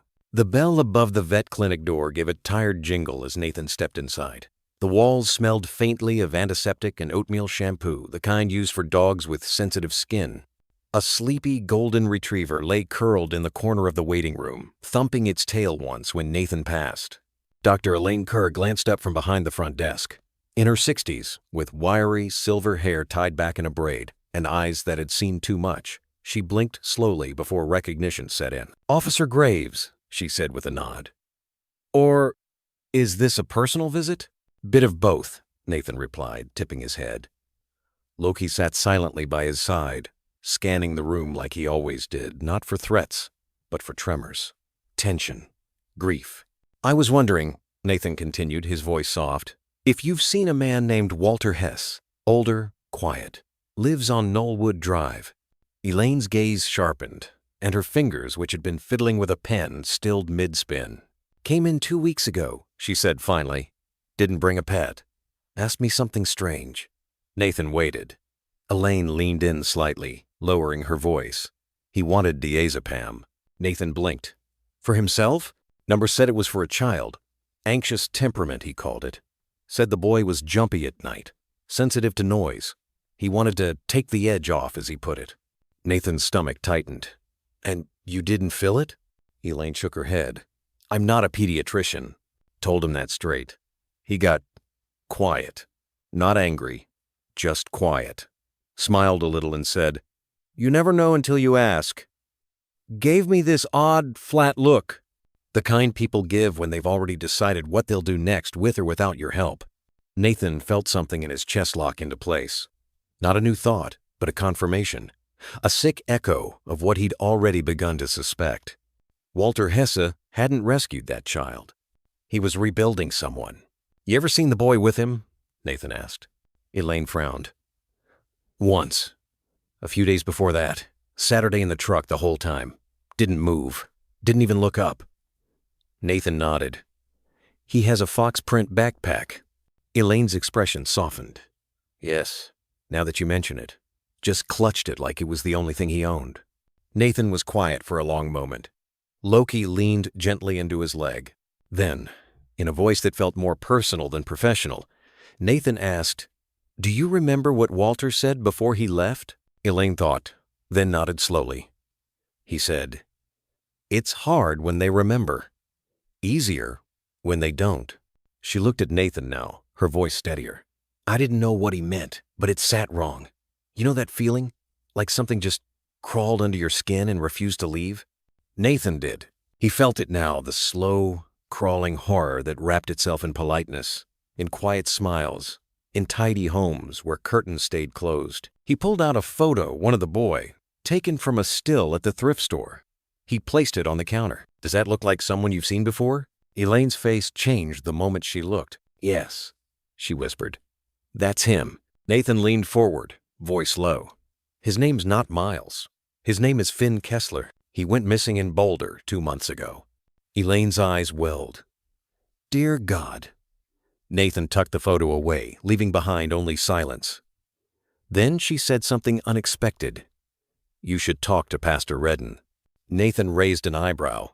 The preacher? Elaine nodded. He's known Walter longer than anyone. Said once, years ago, after Walter's accident, he stopped coming to services. Said he couldn't sit through sermons anymore without hearing Naomi cry. Hell. Nathan's mind went to the file he'd opened nights ago, the twisted metal of the Hesse family car. Naomi's blood alcohol level, Elijah's body not found in the wreckage. Only Walter had walked out. And now, there was a boy in his house who wasn't his, being remade piece by piece in Elijah's image. A child stolen not just from home, but from himself. Nathan stood slowly. Thanks, Doc. Elaine nodded, but before he could leave, she said, One more thing. He turned back. He asked about hair dye. Nathan paused. Elaine swallowed hard. Said he needed to darken it again. Asked if I knew a kind that wouldn't burn a kid's scalp. Loki let out a low sound in his throat, something between a growl and a sigh. Nathan didn't say anything. He didn't need to. He opened the door to leave. The golden retriever stirred, but didn't rise. Outside, the sky had turned the color of bruised peaches, sunset bleeding into cloud. As they crossed the street, Nathan noticed something new. A man watering his lawn had stopped mid-spray to watch them. A teenage girl across the way pulled her little brother closer as they passed, her eyes flicking toward the Hesse house at the end of the block. And on a second-floor porch, behind dusty blinds, a silhouette stood motionless watching. The neighborhood was waking up, not with panic, but with doubt.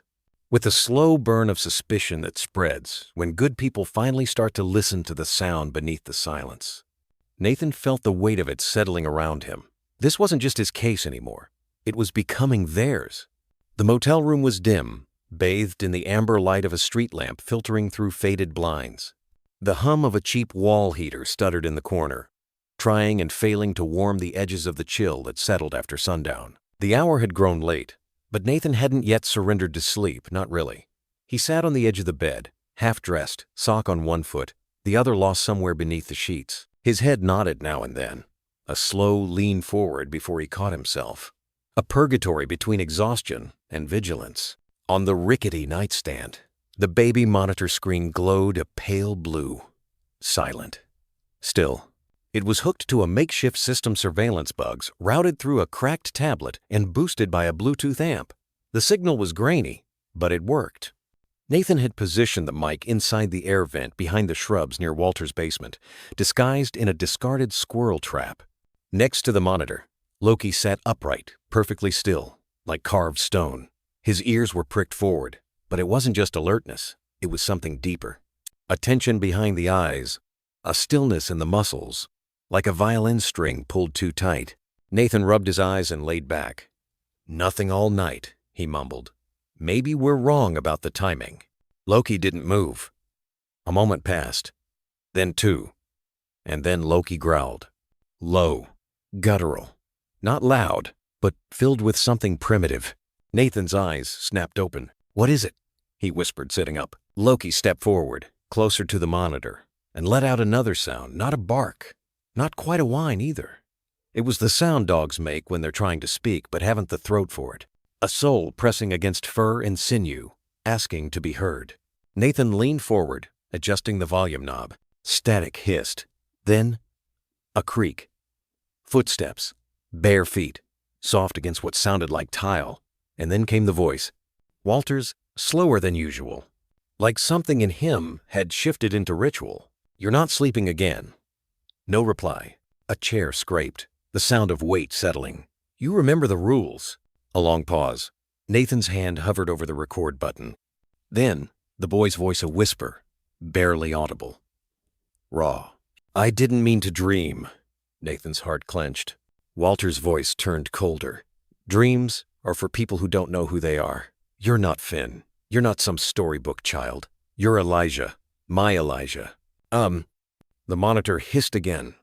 Then a sound like breath sharp, held. You say it. I'm Elijah, the boy whispered. Nathan pressed record. Loki whined again, a short exhale through his nose, as if he could feel the boy folding inward, vanishing into someone else's name. Walter continued. Good, that's good. Tomorrow we'll work on the vowels again. Remember how you used to mix up your R's? God, you were cute. The words came with the warmth of nostalgia, but twisted like a lullaby sung to a mannequin. You'll learn to sit straighter, Walter said. Like your old self. I kept your photos. The way your mouth used to curl up just at the edges. We'll get it right. Nathan looked at Loki. The dog hadn't blinked once. Then came the sound of something being placed on the floor. Fabric? Paper? You'll wear this again tomorrow, Walter said. Nathan held his breath. Then Walter's voice turned almost tender. You're doing so well. Elijah was always brave. You're being brave too. A pause. A breath. A whisper. Papa loves you. The monitor went silent. Nathan felt the weight of the room settle around him, thick and hard to swallow. The clock on the nightstand ticked forward into 3:47 a.m. Outside, a dog barked in the distance, a normal bark, unaware of the horror being whispered just 5 blocks away. I think that's enough, Nathan murmured, powering off the monitor. But Loki didn't move. His eyes were still locked on the now dark screen. And in them, Nathan didn't see alertness. He saw grief. The kind only another soul can recognize grief for a child being remade piece by piece into a ghost that never asked to return. Nathan reached down, gently resting a hand on Loki's head. The fur was warm, but the dog was trembling slightly. Barely perceptible, but there. I know, buddy, he whispered. We're close. Tomorrow we move. The room was quiet again, but something had changed in the silence. It wasn't empty anymore. It was heavy, filled with a boy's whisper trying not to break, and a name that didn't belong to him, spoken like a prayer, over and over, until it stuck. The motel room had slipped into that strange pre-dawn stillness when the world forgets to breathe. Nathan sat motionless on the edge of the bed, laces half-tied, eyes dry from staring too long at the monitor. The audio feed had gone quiet hours ago. He hadn't slept, not really, just drifted, like a leaf circling a drain. Loki lay curled beneath the desk, but his eyes remained half open, fixed on the screen, always watching. Then it happened. It was so sudden that Nathan didn't realize what he'd heard at first. A voice, far louder than before, violent, cracked like glass under pressure. You're no one. Nathan's head jerked up. His hands moved without needing thought, fingers tapping the gain knob to max. Stop calling for her! Walter's voice, ragged, brimming with rage that had boiled over. It was the sound of something sick inside finally snapping its leash. Then, a crash. A short, high-pitched scream. Small, sharp, unmistakably a child's. Loki stood in an instant. No growl, no bark, just pure urgency. He moved to the door before Nathan could even speak. Another sound came wood splintering. Then silence. Not the stillness of peace. The suffocating kind. Nathan shot to his feet. His body was moving before his mind caught up. The vest came over his shoulders in one practiced motion. The badge was clipped as his boots hit the floor.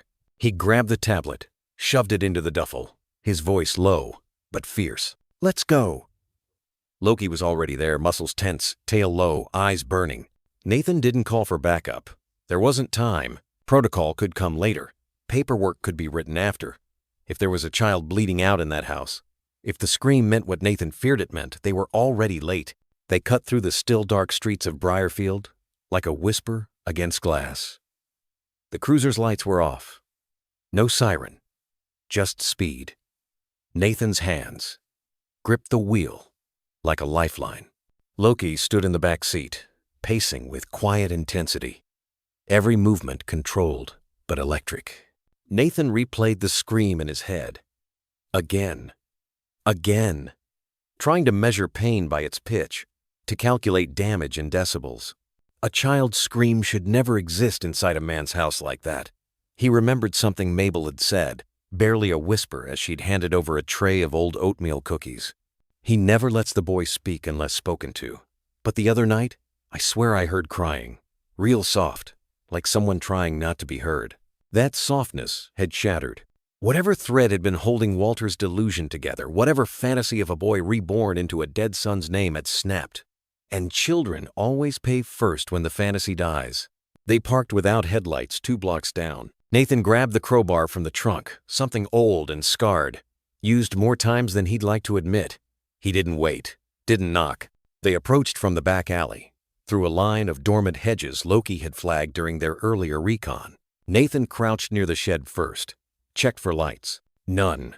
Only the faint buzz of an electrical timer near the porch. A fake comfort, like a nightlight, no longer meant for children. Loki nudged Nathan's arm. He was staring at the basement vent again. This time, his tail dropped between his legs. Nathan whispered, "Good boy, stay close." They crossed to the side entrance, the old screen door with rusted hinges, locked.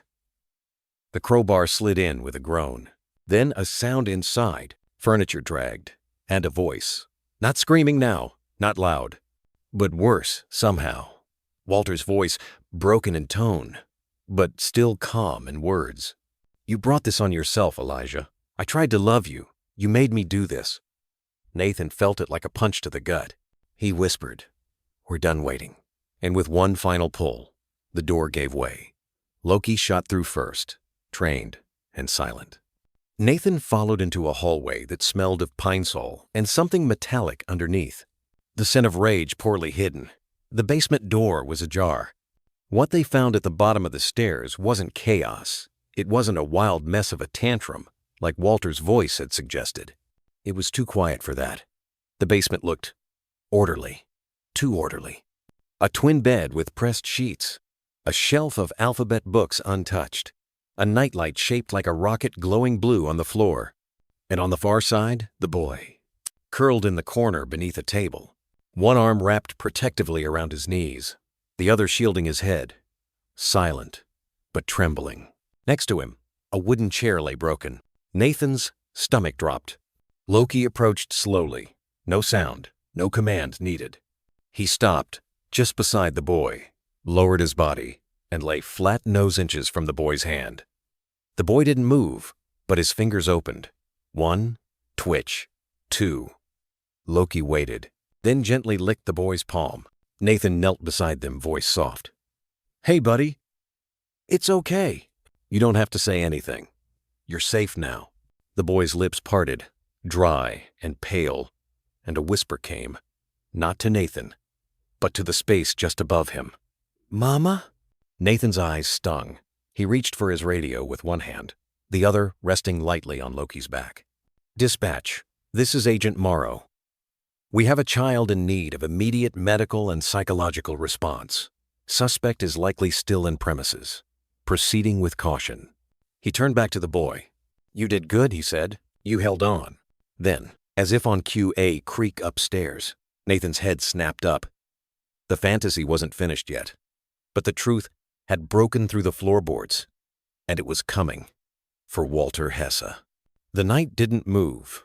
It pressed, heavy and stilled, like the world itself was holding its breath, refusing to interfere. Nathan's boots barely made a sound on the frost-dusted grass as he and Loki circled the east side of the Hesse property. The porch light was off now. Even the automatic timer must have given up pretending this was a normal home. The only illumination came from a dim window in the basement, a warped square of yellowish light behind curtain slats, twitching like something moved just beyond. Nathan didn't speak. He only glanced at Loki, who returned a silent, steady look and moved ahead low, but ready. The leash stayed in his hand, but there was no tension in it. Only trust. The side door had been re-barricaded. Makeshift, rough. A metal chair shoved beneath the doorknob. The kind of defense built by someone afraid not of intruders, but of truth escaping. Nathan didn't hesitate this time. He used his shoulder. The wood split clean, one loud groan and a crash. It would alert Walter, sure, but this wasn't a stealth operation anymore. This was a rescue. And somewhere inside, a child was trying to survive another night inside a name that wasn't his. They cleared the kitchen quickly. Loki moved ahead, sniffing every shadow. The floor creaked like it wanted to scream. The house was colder now, not just temperature, the kind of cold that builds when the lies start to rot. Nathan stepped over a broken picture frame in the hallway glass, shattered across a photo of Walter and a woman who had to be Naomi. Half of her face was torn, warped from water damage. But her eyes? They mirrored the boy's in a way that made Nathan pause. He moved on. The basement door had been altered. Rain forced. A deadbolt. 3 vertical latches. A smell already seeping from beneath sharp metallic bleach and something else. Something raw. Nathan unlocked the top latch. Then the second. Loki growled low in his throat. The third latch gave way. He swung the door open. Darkness folded down the staircase like a heavy curtain. No voices, no motion. But at the bottom, under the stairwell's dull yellow light, there was movement. Quick, desperate. A shadow passed from right to left. Nathan drew his sidearm but didn't raise it. "Walter?" he called out, voice firm but calm. "Step back."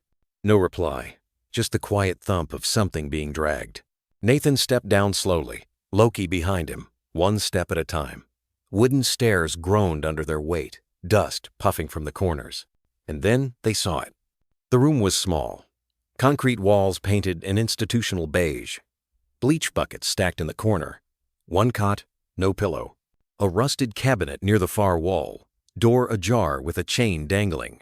The air was chokingly sterile, and in the center, Finn, or rather, the boy Nathan now knew as Finn Kessler. He was curled tightly on the floor, knees to chest. Arms locked around them. His eyes wide, glassy, fixed on the ceiling. His lips moved, but no sound came. He was barefoot. One sock stained dark red from a cut near his ankle. His back pressed against the leg of a folding table. Loki whined a soft guttural sound, then lowered his head toward the child. But Nathan's eyes had locked onto the other figure in the room. Walter. Mid-motion, holding an orange electrical cord wound like a whip in one hand, the plug end dragging behind him like a tail. His other hand was outstretched toward the boy, veins pulsing on the back of his wrist like coiled wire. "Drop it," Nathan barked. Walter froze, then slowly turned. His face was a mask of something too broken for rage, too deliberate for grief. He didn't blink, just stared at Nathan. Then Loki. "Get out," Walter said, quietly. "This isn't your story." Nathan's voice sharpened. "It was never yours to rewrite." Walter's knuckles whitened around the cord. He stepped once toward the boy. That was enough. Loki surged forward on command, teeth bared, growl rising from the pit of his chest. Walter stumbled backward, dropping the cord. His body slammed into the cabinet, sending a cascade of syringes and a labeled bottle of diazepam clattering to the floor. Nathan moved in, pinning Walter's shoulder to the wall, disarming him with a practiced motion and slapping cuffs to his wrists before he could process it. Walter didn't fight, didn't even blink. He just whispered, "He was mine again." He smiled like Elijah. Nathan turned toward the boy who hadn't moved. "Finn," he said gently. The boy's eyes fluttered, then slowly turned to Loki, who had crouched beside him. The boy reached out with trembling fingers. Loki leaned in. A single soft lick traced the child's hand. And then finally, Finn spoke. A whisper. Cracked. Real. Loki. The voice of a boy surfacing through silence. Not Elijah. Not Miles. Just himself. Finn. Nathan knelt beside them, heart pounding. "It's over," he said, voice almost breaking. "You're going home, buddy." Loki nuzzled the boy's shoulder. And for the first time in months, the basement stopped holding its breath. It exhaled, and something long-buried truth maybe rose quietly to the surface. The cord was already halfway in the air when Loki moved. No command, no hesitation, just instinct. The kind of instinct bred in bone, honed by years beside uniform and firearm and scent trails no man could follow. But more than training something older, something deeper, Nathan saw it first in the dog's shoulders. That subtle shift, the weight drop. Muscles coiled like a silent spring. And then Loki lunged, not at Walter's throat, but at his wrist. The cord was raised high, Walter's fingers curled around it with desperation rather than anger. It wasn't violence for dominance, it was grief. Weaponized. A man not trying to kill, but to erase what wouldn't fit the version of reality he'd carved out of loss. But Loki didn't know grief. He only knew the boy was in danger, and that was enough. The German Shepherd clamped down on Walter's right wrist with perfect precision, no blood drawn, just pressure. Enough to break the grip without breaking the skin. Walter let out a strangled cry, startled more than injured, as the orange cord tumbled from his hand and coiled to the concrete like a defeated snake. Nathan moved the second the cord hit the ground. His sidearm stayed holstered. It didn't need to speak tonight. He reached Walter in 3 long strides. Hands behind your back. Now. Walter flinched but didn't resist. His body sagged against the wall, crumbling under weight that wasn't physical. Something gave out in his face, not pain, not defiance, just collapse. Nathan cuffed him with a crisp click of steel. He read him his rights with a voice that didn't shake. Even though the room still smelled like bleach and terror and something too close to memory, Walter didn't speak. He didn't have to. The lie had unraveled, and standing silently behind them, the boy was no longer just a question. He was a name that had survived the storm. Finn hadn't moved much since the cord fell. His knees were still drawn up to his chest, his chin resting lightly on them. But his eyes, they were different now. Not wide in panic, not blank from conditioning. He was watching. Carefully. Loki returned to his side, sitting close but not touching just there. A presence. A barrier. A quiet promise. Nathan knelt. "Finn," he said gently, unsure whether the boy would answer to the name again. A pause. Then a small nod. The boy's lips moved, almost inaudible. Yes. Not Miles, not Elijah, just one syllable, quiet as fog, but it filled the room like sunlight slipping through a cracked shutter. Nathan offered a hand. Finn didn't take it right away. He looked at it first, then at Loki. Only after Loki gave a subtle huff, almost like a nod, did the boy extend his own fingers. His palm was small, cold, and shaking like the inside of a snow globe. Nathan didn't grip, just closed his hand around Finn's gently, like holding the corner of a page too fragile to turn. "You're safe now," he said. He didn't say finally. He didn't have to. Behind him, Walter sat crumpled against the concrete wall, cuffed hands in his lap. His head lolled slightly, jaw clenched, face lined with something that looked too close to relief for Nathan's liking. "You were going to hurt him," Nathan said softly. Walter blinked. "I wasn't," he whispered. "I was trying to make him remember." "Remember what?" "Elijah." The name left his mouth like a prayer gone sour. "He used to freeze up when he was scared. I thought if I could just break the ice." Nathan stood. "There is no ice. Only fire. And you kept throwing gasoline." He radioed it in. Backup was minutes away. But in this room, time had already shifted. The moment had happened. The truth had been reclaimed. Not by guns, not by paperwork. By a dog who knew who to stop and who to save. Outside, the wind had picked up. Somewhere, a neighbor's porch chime gave one hollow note. Nathan led Finn out slowly. The boy's eyes squinted against the porch light, but he didn't shrink. He held tight to Loki's fur. Nathan let him. "Do you want to wait in the car?" Nathan asked. Finn looked up, his voice barely a whisper. "Only if Loki comes." Nathan smiled, tired, real. "He'll ride shotgun." A flicker of something, not quite a smile, but not fear, passed across Finn's face. They stepped toward the cruiser, Loki walking between them like a living shield. Behind them, Walter didn't struggle when the backup unit arrived. Didn't yell. Didn't flinch. He looked at Finn for the last time as he was escorted past the cruiser. His eyes filled with something shapeless. "Say goodbye to your son," one officer murmured sarcastically. But Walter didn't answer. He was staring at Loki, as if, somewhere inside, he finally understood why the boy had survived. And it wasn't because of him. It was because someone had finally moved first, not to punish, but to protect. The cruiser's engine ticked in the background, cooling under the weight of the night. Nathan had pulled the emergency blanket from the back seat and wrapped it loosely around Finn's shoulders, But the boy didn't seem to notice. He sat curled on the passenger side, legs drawn up, the blanket sliding down one side like a forgotten cape. Streetlights threw long stripes of gold across his cheeks, but his eyes stayed locked on one thing alone: Loki. The German shepherd sat just outside the open door, still and alert. His breath misted faintly in the cold. He didn't move, didn't nudge, just waited.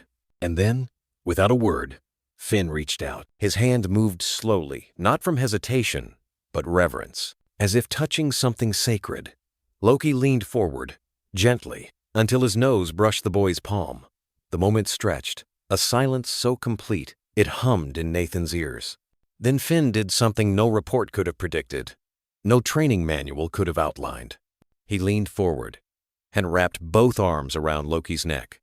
There was no sound, no gasp, no cry, no trembling breath, just that small body, clinging with everything it had. As if he'd been waiting for this one thing, not rescue, not explanations, but recognition. To be held without having to speak. To be seen without having to explain. To not be told who he was. Miles, Elijah, or any name that didn't belong but to be. Finally, Finn again in someone's eyes. Loki didn't pull away. He shifted slightly, allowing the weight of the boy to rest on him. His fur twitched as Finn's fingers curled into it, not tightly, but with a kind of quiet desperation, like trying to hold on to a feeling before it vanished. Nathan watched from the open driver's side, his chest tightening. The child hadn't spoken a word since they left the basement. Not even when officers arrived. Not even when Walter was driven away in silence, cuffed and hollow. But now, here, he didn't need to speak. Nathan stepped back, letting the cruiser's frame shield the two of them from view. This was not a scene for cameras, for files, for court records. This was something deeper, something sacred, a reunion not with family but with self. With the child that had been buried under rules and silence and renamed obedience. Time passed, unmeasured. Loki let out a soft chuff, not quite a sigh. Finn shifted with him but didn't let go. His face now rested against the dog's shoulder, eyes closed, lips parted in quiet stillness. Nathan approached slowly, his voice low, almost reverent. "You okay, buddy?" Finn didn't answer with words, but his arms, still around Loki, squeezed slightly tighter. Nathan crouched, resting his elbows on the car frame. "He's got you," he said. "You don't have to say anything." A few seconds later, the boy stirred, just a little. And for the first time, the very first, his eyes met Nathan's. There was nothing blank about them now. No trained vacancy, no flinch, just quiet awareness. A flicker of trust. The boy looked back at Loki, then lifted a small hand and placed it not over the dog's collar, not on his head, but gently over his heart. "Sir Loki," he whispered. Nathan's throat tightened. He remembered the call with Jenna Kessler, her voice cracking through static when he asked, did he have a favorite story? "Sir Loki and the Kingdom of Silence," she'd said. And now here was the boy, clinging to the same name, not as a character, but as his anchor. Nathan didn't interrupt, didn't press. He rose, gave them space. From his pocket, he pulled the small evidence bag he hadn't had the heart to catalog yet.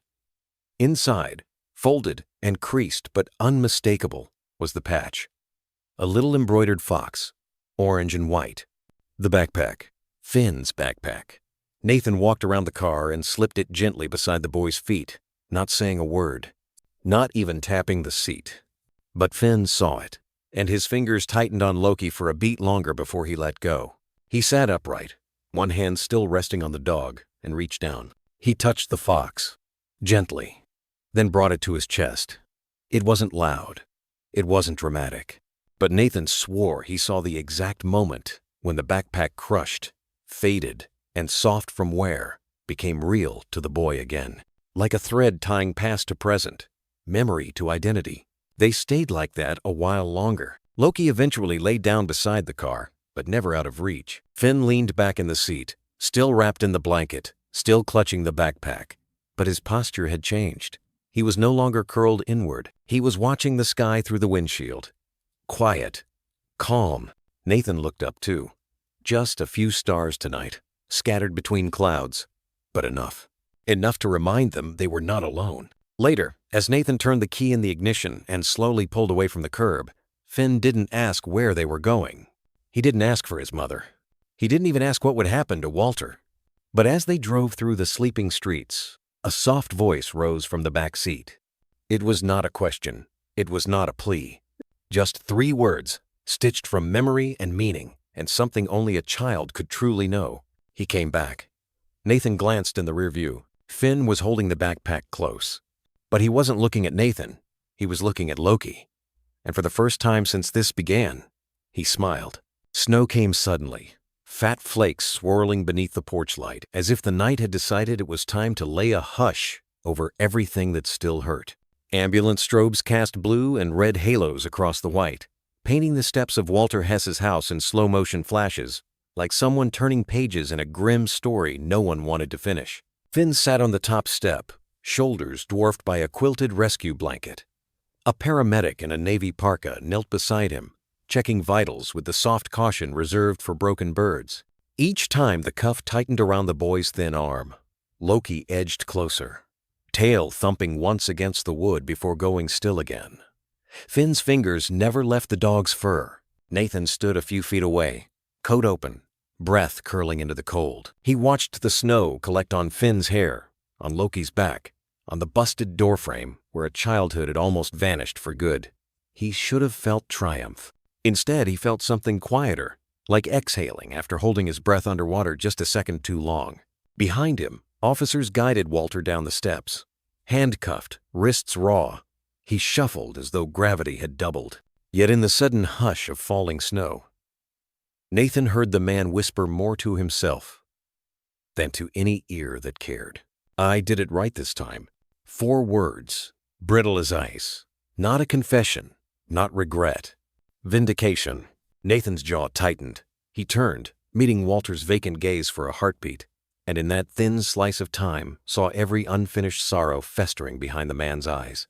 Before he could speak, the officers nudged Walter toward the cruiser.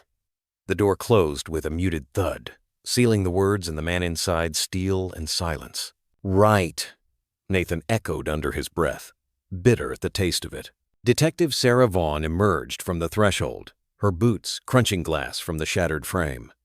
Tall, auburn-haired, she carried an evidence sack clutched tight to her chest. Snowflakes melted against her eyelashes, but her eyes stayed sharp. "Nathan," she called, voice low to keep from spooking the boy.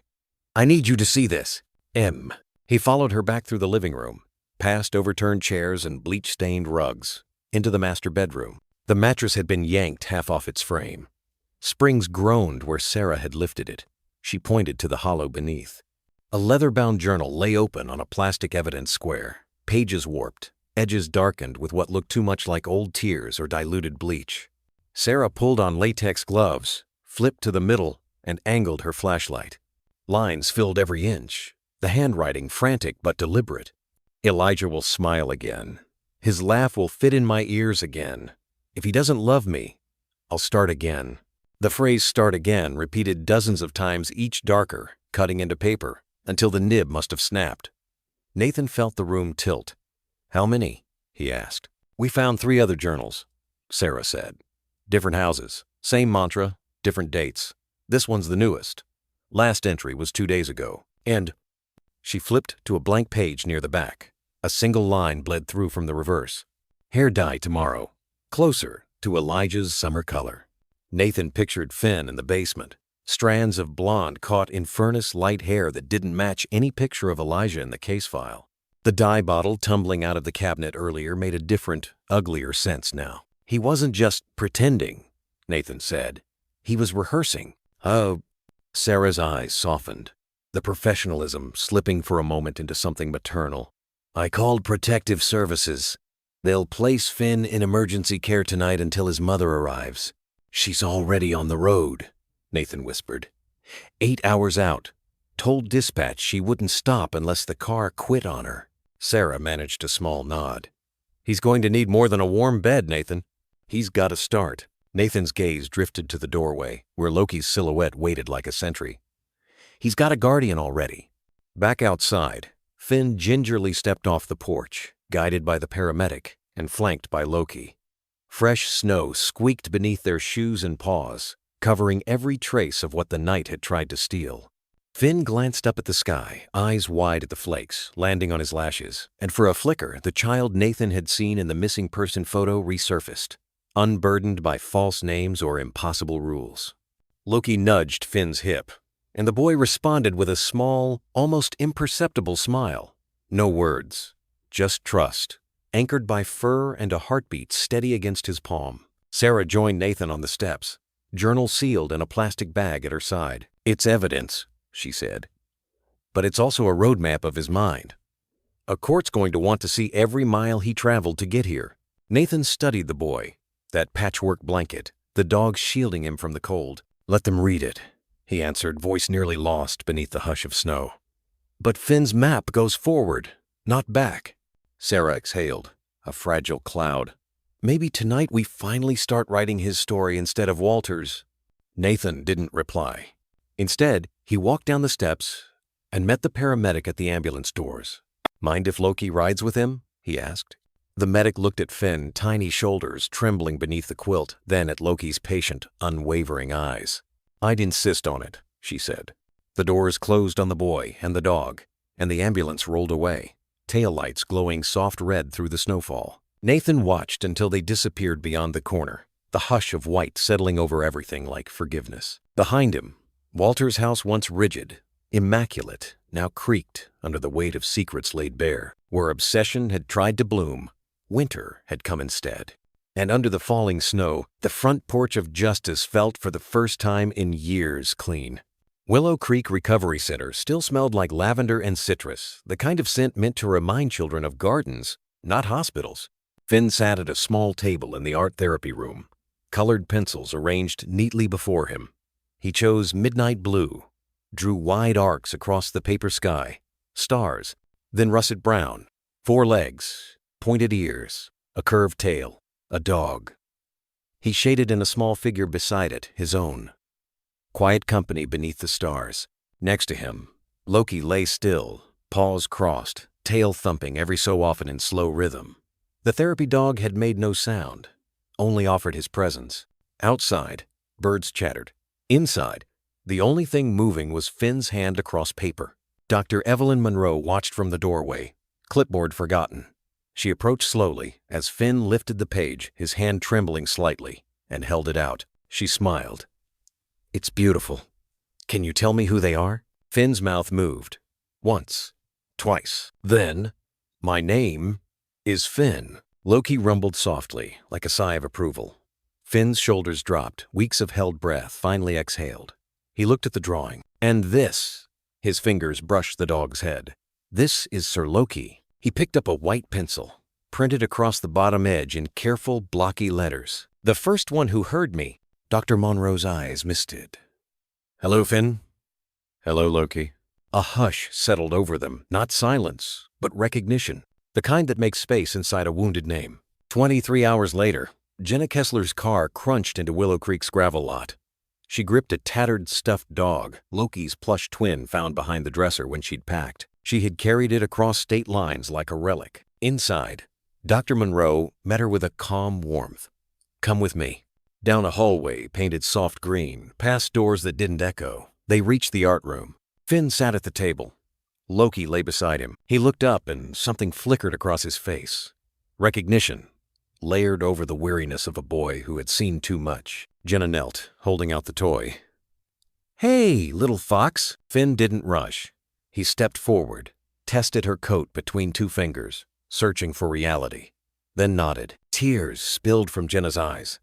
She wrapped him close. He melted against her chest, forehead resting in the hollow he used to fall asleep in during storms. Loki circled behind them, laying beside Finn with one tail sweep of approval. Neither of them said much. They didn't have to. Finn pressed the stuffed dog to his chest and leaned into Jenna again, this time without fear. Later, in the therapy courtyard, snow melted in lazy spirals. Jenna sat beside Finn on a garden bench. Dr. Monroe crouched near Loki, sweater soft against the stone. "Finn," she said, "do you remember what we practiced?" He nodded slightly. She placed a yellow ball on the flagstone. "If you want to share, you can give this to Loki. He'll bring it to me." Silence stretched. A metronome ticked softly beside the dog, slow, even like a heartbeat finding rhythm. After a long pause, Finn reached out, took the ball, and placed it on Loki's paw. The dog stood, walked 2 steps, and dropped it at Dr. Monroe's feet. She didn't ask questions, just said, "Thank you." Finn smiled just a bit. Then he picked up his sketch pad. He drew a bridge between cliffs under stars. On it, a small figure held a lantern. Beside him, a dog. Jenna's breath caught. Finn turned the pad toward her. "Brave artist," she whispered. Finn laid his hand on Loki's side. "He always heard me," he said. 3 words, but in them, basements, whispered thoughts, silent rescues. Everything unspoken now, gently held. Dr. Monroe clicked off the metronome. No more tick-tock bridges were needed. That evening, Finn wandered with Jenna past Willow Creek's plaque. For those who could not speak, but saved lives all the same. He traced each letter with his finger. "Does that mean Charlie and Ghost and Loki?" he asked. "It means all of them," Eleanor replied. "And it means you, too." Finn paused. "Can I visit the others, still waiting?" She knelt to meet his eyes. "You don't have to visit, Finn. This is your place now. Anytime." He nodded. Charlie nudged his hand. Behind them, Ghost finished his patrol, pausing beside the boy. Finn reached out and rested his hand on the old dog's neck. It was the beginning of something he now owned. That night, Jenna and Finn sat in the quiet room, wrapped in fleece and warmth. Outside, winter wind shifted snow from pine boughs. Inside, a mother, her child, and the dog who'd heard him first found their breath sinking to a rhythm not of fear, but of belonging. And in that space, small and sacred, every broken name found its way home. The conference room in Fairview Police Headquarters still smelled of new carpet glue, a reminder of Chief Morales' recent morale-boosting renovation. Morning sun glinted off brass nameplates. At the far end sat Officer Nathan Rowe, collar loose, fingers wrapped around a cooling styrofoam cup. Across from him, Chief Elena Morales shut a Navy folder marked Special Operations Candidate Rowe. Her suit was crisp, her posture sharper. "Denver wants you back," she said. "State Task Force. Missing Persons. Lieutenant, full authority. Your pick of a K-9. Nathan exhaled, not quite a laugh. "Windows are overrated, Chief." She studied him. 6 months ago, you were too broken to hold a leash. Now you and Loki crack a trafficking case and save a kid the feds couldn't find. This isn't just a win, it's a step forward. He didn't look at the folder. He saw Finn's hand in Loki's fur. The hush of the basement. The way a child said his own name like it was a promise. Bigger isn't always better. Morales raised a brow. "You'd rather stay where the biggest case last month involved a raccoon and a vending machine?" Armed with a Snickers, he deadpanned, then softer. "I came here to help kids like Finn, not file reports in a taller building. Special ops means more Finns saved," she pushed. "And more I never see again," Nathan replied. "I lost Scout chasing the next promotion. I saved Finn by standing still long enough to hear a scream no one else heard." Silence. Morales leaned back. "Then what do you want, Rowe?" He looked out the window over rooftops, water towers, and the Rocky Mountains beyond. "Make me community liaison. Let me train officers in spotting nonverbal distress. Partner with schools. Keep Loki certified for therapy visits. Let us bridge patrol and social work." She considered. "It's not a promotion. I won. I don't need stripes. I need reach." She gave a half smile. "You're stubborn. Blame the dog." She slid the folder back into her case. "Fine. Write a proposal. Make it count." As Nathan rose, she added, "You saved more than one kid in that basement. Let yourself be one of them." He nodded once and stepped into the hallway. Loki waited outside, tail wagging the moment he spotted him. Paperwork could wait. There were schools to visit, drawings to hang, and a dog who still heard things no one else did. The courtroom was empty, no jury, no judge, just quiet benches, soft humming lights, and a child trying to understand truth. Finn sat near the witness rail. Beside him, social worker Marisol held flashcards. "If the judge asks, 'What's your name?'" she prompted. Finn glanced at Loki. The shepherd's ear flicked. "My name is Finn Kessler," he whispered. Marisol smiled. "And if they ask why you're here," he hesitated. looking at the witness stand like a mountain to climb. To tell the truth. And what truth do you want them to hear? Finn traced circles on the table. Then slowly. That my voice is mine. He touched his throat. And my name is my name, not borrowed. Across the room, Nathan's arms loosened. That afternoon at Willow Creek, Finn sat in group therapy beanbags in a soft circle. Maya wore purple headphones. Jordan built Lego towers. Loki laid in the center, tail brushing ankles, anchoring them all. Finn clutched his sketchpad, filling 1 page per brave act, saying hello to the janitor, trying strawberry yogurt, sleeping without the light because Loki stayed close. Today, he drew the courtroom as ships and lighthouses. The judge's bench became a beacon. The dog, of course, held it all steady. Dr. Monroe knelt beside him. What does the light mean? Finn said, someone's watching, so boats don't crash. Oh, who is someone? He tapped his chest, then pointed at Loki.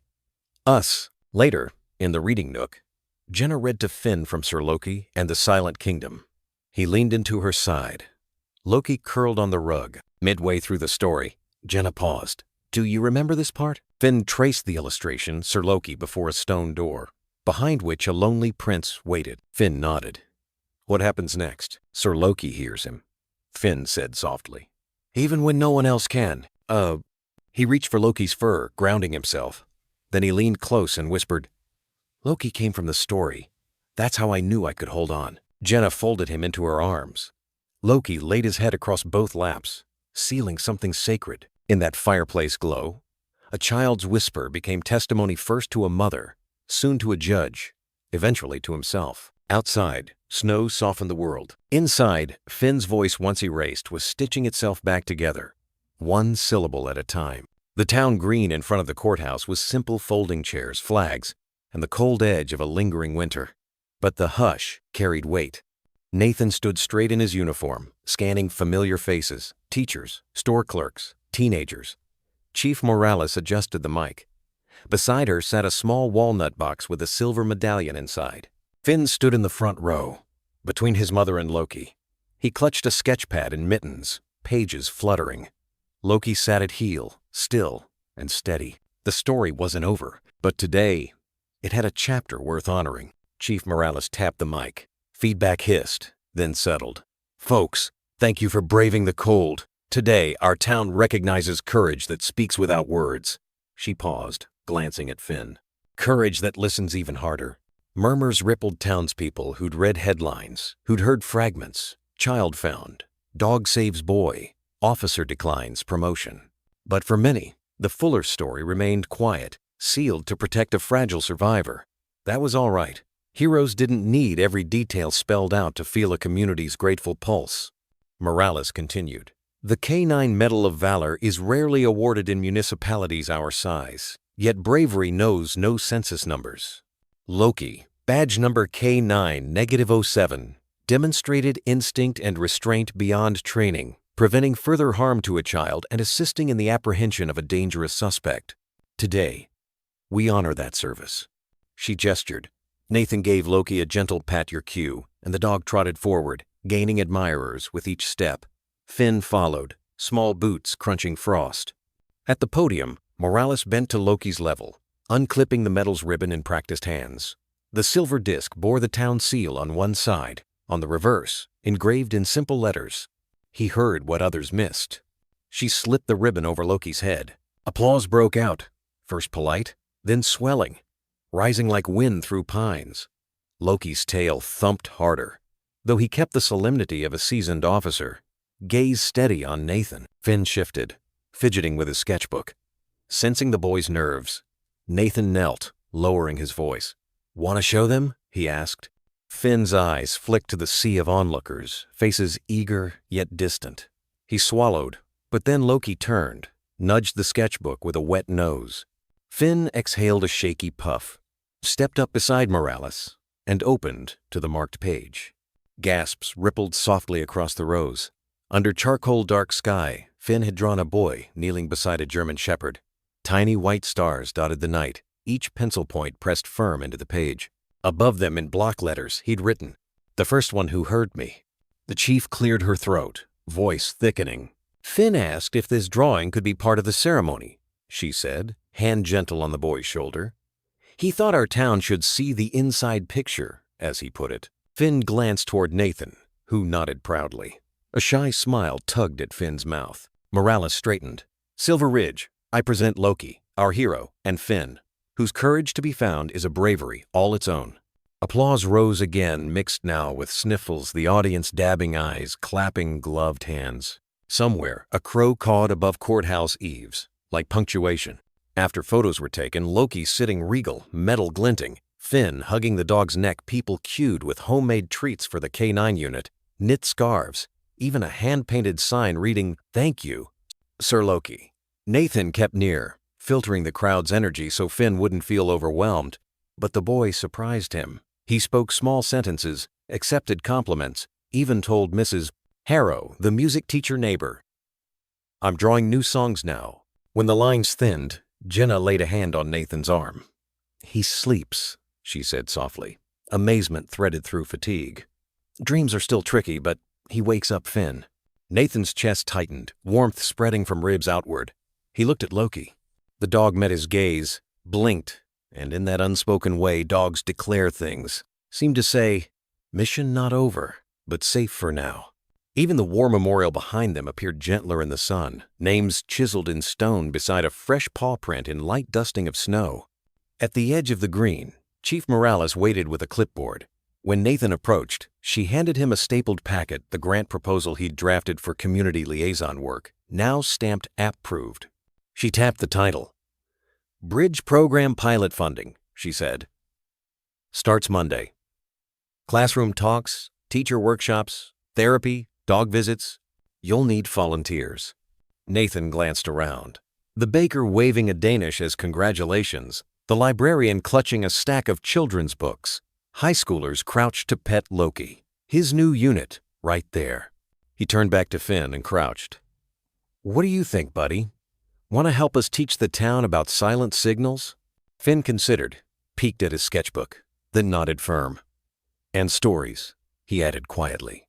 "Kids listen when stories have heroes."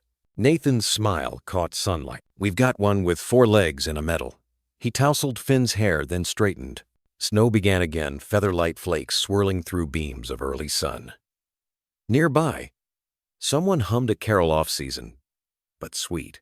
Loki sneezed, shook his coat, and sat tall, metal shining like a small moon against fur. Silver Ridge might have been an ordinary town, but on this morning it felt like the center of a constellation, each person a point of light, linked by a dog who had listened and a boy who had been heard. And under the slow drift of snow, the words on Finn's page, "The first one who heard me," glowed brighter than any metal, engraving themselves not on silver, but on every heart gathered there. 3 weeks after the medal ceremony, the Silver Ridge Public Library meeting room filled with an anxious hum. Reporters from county papers perched on folding chairs beside PTA presidents and church deacons. A single television crew angled a portable light toward the podium, haloing dust in bright suspension. Nathan stood against the back wall, arms folded, Loki seated at his heel like a living bookend. Finn wasn't here. He and Jenna were baking sugar cookies at Willow Creek, but Nathan had promised to listen on their behalf. Detective Sarah Vaughn stepped to the microphone, clutching a stack of manila files thickened by weeks of cross-state legwork. Her auburn bun had frayed in the long day. Her voice, however, held the steadiness of bedrock. "Thank you for coming. Today we're closing the investigative portion of the Hesse case. We owe our town not rumor, not speculation, but fact." She opened the top file. The projector hummed, casting an image onto the pull-down screen. A birth certificate dated 1979. The name Elijah Hesse had been typed neatly, but the registrar's signature and hospital seal were missing. This, we've confirmed, is a forgery. There was never a second child born to Walter and Naomi Hesse. No pediatric records, no immunization logs, no photographs predating Walter's wife and real son. Elijah existed only in Walter's grief. A hush draped the room. Collective breath seemed to stall. Sarah clicked to the next slide, psychiatric notes from a Denver grief counseling center. After the car accident that took Naomi and their only child, Walter attended 2 sessions, then quit. He refused follow-up. Over 7 years, his survivor's guilt crystallized into a delusional framework. recreating Elijah.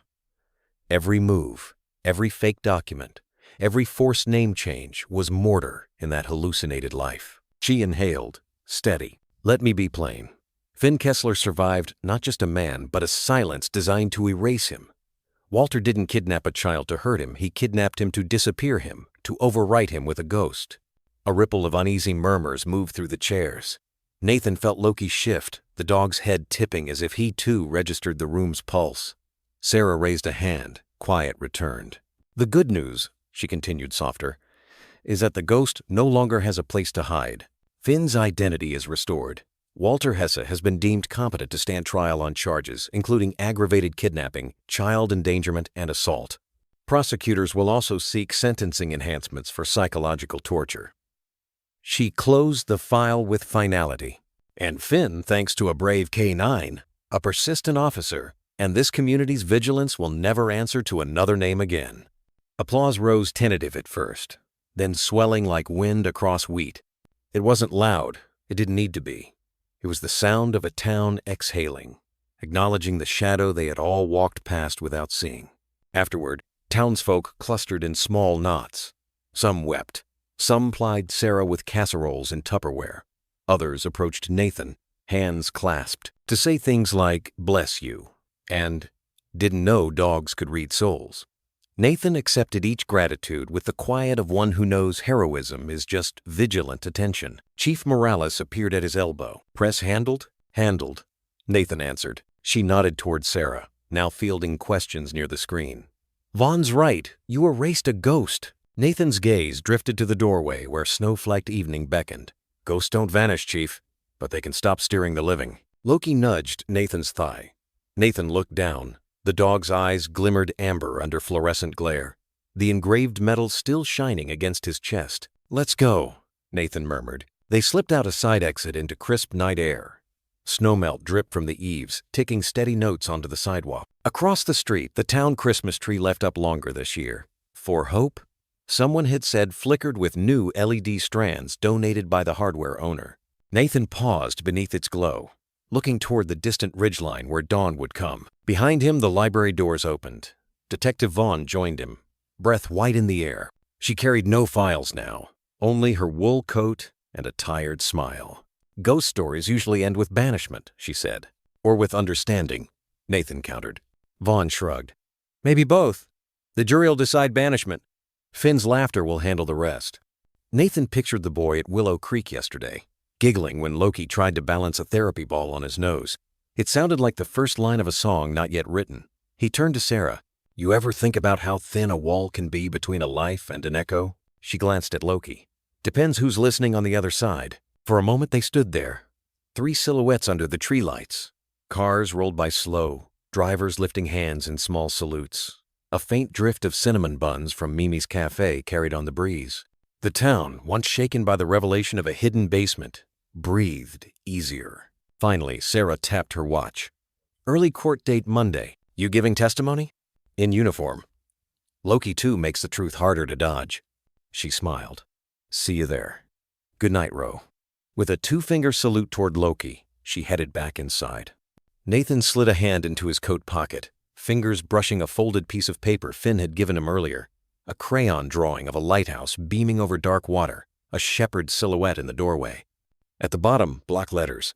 "Thank you for finding my sound." Ugh. Nathan tucked it safely away and started down the sidewalk toward his truck, Loki padding by his side. Behind them, the courthouse clock chimed 8 each gong, scattering Elijah's long-held ghost a little farther into the winter night, leaving only footprints of truth on fresh snow, leading back to a boy who would never again be silent unless he chose to be. Dawn in Silver Ridge started slow now, as though the town had learned to savor light after so many months chasing shadows. The patrol cruiser rolled along Birch Avenue at an unhurried crawl. Frost clung to mailbox flags, and porch lights flicked off one by one small acts of trust in a safer morning. Nathan balanced a to-go mug between his knees, steering with gloved hands. Loki rode shotgun, head out the half-open window, drawing long breaths of cedar and chimney smoke. Routine had returned, but not the same old rhythm. Every other shift, Nathan clocked in before sunrise, scouted school zones, waved to joggers who now recognized the metal gleaming on Loki's collar. Yet twice a week he turned off his body cam, parked the cruiser, and walked the halls of Willow Creek Recovery Center wearing plain clothes and a name tag that read, Officer Nate K9, Handler and Friend. Today was a Willow Creek day. He pulled into the side lot, shut the engine, and watched Loki bound out, nails tapping brisk cadence on the frozen asphalt. Inside, the lobby smelled of vanilla diffusers and newly brewed coffee. A volunteer crocheted lap blankets by the window. She handed Loki a biscuit shaped like a star, then winked at Nathan. "Good morning, Sir Hero." Loki accepted the treat with regal restraint and followed Nathan down the music wing corridor. Soft piano drifted from a therapy room. The melody, simple, twinkle twinkle, slowed to heartbeat speed so trembling fingers could find each note. At the doorway, Finn sat on a floor cushion, tiny ukulele resting against his knees. He strummed 2 clumsy chords for Dr. Monroe, then paused to greet Loki with a conspiratorial grin. The dog settled beside him, tail sweeping hardwood. Finn's shoulders dropped, tension siphoned into fur beneath small fingers. Nathan hovered in the hall, silent sentinel, until Dr. Monroe motioned him in. "Officer Rowe, our accompanist is ready," she teased. Finn giggled behind the ukulele. He'd begun to laugh more short bursts, careful at first, as though testing whether the sound would echo back safely. Each time it did, the ripples widened. Nathan sat cross-legged on the rug. "What's the set list today, Maestro?" Finn's grin went sideways, shy but mischievous. He strummed again, still off-key but steadier. Loki's ears twitched to the rhythm. They spent 15 minutes on 3 chords, Dr. Monroe tapping time on her knee until Finn's fingers cramped with honest effort. When class ended, the boy packed his instrument. Instead of running off, he tugged Nathan's sleeve. "Story time?" he whispered, still rationing voice like a precious currency. "Sure," Nathan said. "Which one?" Finn produced his sketchbook, flipped to a page of bold colors. A dog lying in a garden surrounded by kids holding colored chalk. Over the drawing, Finn had written, "The Dog Who Borrowed Rainbows." Nathan's eyebrows rose. "Haven't heard this one." Finn kneeled beside Loki, opening a fistful of chalk sticks he'd pocketed from art class. Gently, he colored small swaths onto Loki's side, soft pink near the shoulder, pale green on a flank where the fur parted politely, bright yellow on the tail tip. Loki endured with stoic patience, eyes half closed, trusting this ritual. "This dog," Finn explained, voice barely above breath, "collects colors for kids who lost theirs." He rubbed pastel dust between fingers, watching it vanish into fur. "He gives them back." Nathan swallowed past a lump. "Seems like the dog has everything he needs then." Finn shook his head, serious. "He only keeps what people forget to use." He finished the last stroke of blue, leaned his cheek against Loki's painted side, and closed his eyes. Nathan let the silence breathe. Just before lunch, Nathan met Mrs. Patel, Jordan's foster mom, in the reading alcove. Jordan sat cross-legged on the floor, constructing a spaceship from Lego bricks. He paused when Loki approached, carefully popping 2 yellow pieces into the dog's fur like badges. "Permission to dock," Jordan declared. Loki boofed softly, an affirmative. Nathan sank onto an adjacent beanbag. Sometimes his role here amounted to nothing more than occupying space, but that was enough. Quiet bodies can create safe ground when words are still hazardous terrain. Mrs. Patel smiled, whispering, "He sleeps better after days Loki visits. No nightmares." She looked at Nathan, gratitude glistening in dark eyes. "Thank you for staying in town." Nathan shrugged, embarrassed by praise. "I just bring the transportation. Loki does the therapy." Jordan piped up without looking away from his build. "Transporter is important too." Then he placed a final brick on Loki's head. "Launch ready." Nathan saluted. "May your mission be peaceful." Jordan resumed building, and Nathan reclined, letting time spool out slow. Evening patrol resume 4. Nathan and Loki cruised Main Street under strings of year-round fairy lights, store windows carrying signs that read, "Silent Signals Taught." Here flyers Nathan had distributed with Finn's help. They stopped at the cafe. Nora, the barista, handed over a pup cup for Loki, foam mustache soon smearing the shepherd's snout. Between calls of fender bender, a lost wallet, Nathan's phone buzzed. A photo from Jenna. Finn in pajamas, holding his chalk-decorated uke, grinning gap, toothed. The caption read, "He says the courtroom light gets brighter each day." Nathan saved the image to a folder labeled Proof of Hope. At shift's end, he parked on the overlook above Silver Gorge. Distant headlights shimmered like fireflies along the highway. Loki hopped onto the hood, paws against the windshield. Nathan joined him, back against warm metal, coffee resting by his boot. "You did good today," he told the dog. Loki snorted, snow dusting off his muzzle. They stayed until stars pricked the sky, a quiet so deep it felt like ocean depths. Nathan thought about ghosts, those that haunt basements, those that haunt hearts. Some would never vanish. But new routines, steady patrols, silent sessions where children traced safety in fur wove bridges strong enough to carry the living forward. He scratched Loki behind the ears. "Ready to do it all again tomorrow?" Loki thumped his tail, a signature Morse code understood in every language of survival. Nathan smiled into the cold night. Tomorrow? Yes, another patrol. Another circle of children finding words in fur and breathing in spaces where silence used to strangle. No questions asked, just listening. It was, he realized, the longest routine he ever wanted to keep. Saturday afternoons at Willow Creek were unhurried affairs. Sunlight slanted through the clerestory windows, dust motes suspended like tiny lanterns, and the hush of homework, long finished, gave way to the small symphonies of children rediscovering play.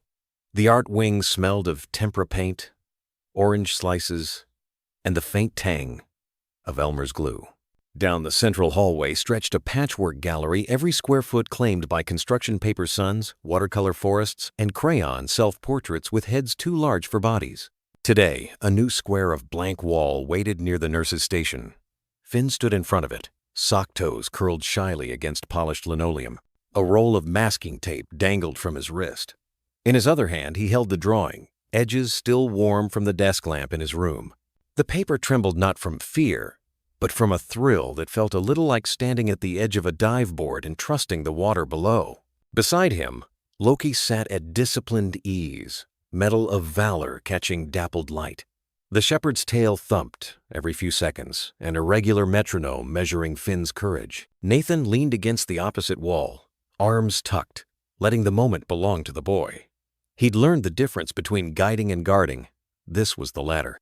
Jenna hovered nearby with Dr. Monroe, both pretending to fuss with a bulletin board while actually watching every heartbeat of Finn's preparation. Finn inhaled, released.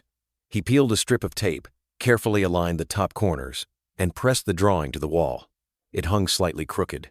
He stepped back, frowned, and adjusted. Loki tilted his head as if checking for level, then offered a satisfied huff when the page settled straight. The hallway seemed to widen around the image, granting it gravity. In bold-colored pencil, a tall man stood in uniform navy jacket, silver badge bright.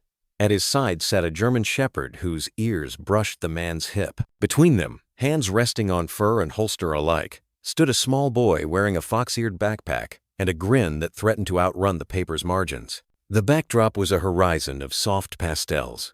Sunrise or sunset? Impossible to know, perhaps both, depending on the viewer's hope. Beneath the scene Finn had printed, in block letters, shaky but sure, "My forever pack."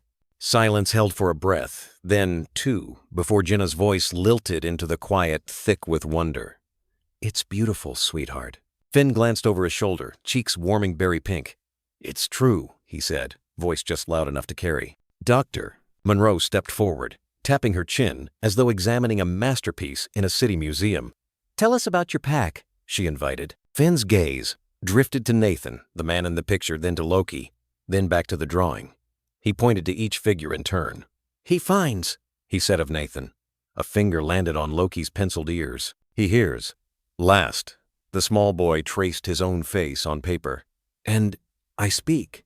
He paused, as though tasting the shape of that claim.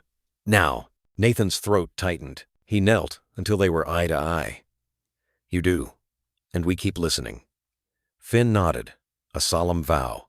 He touched the edge of his drawing, sealing it to the wall with one extra strip of tape, pressing firmly as though anchoring the story in place.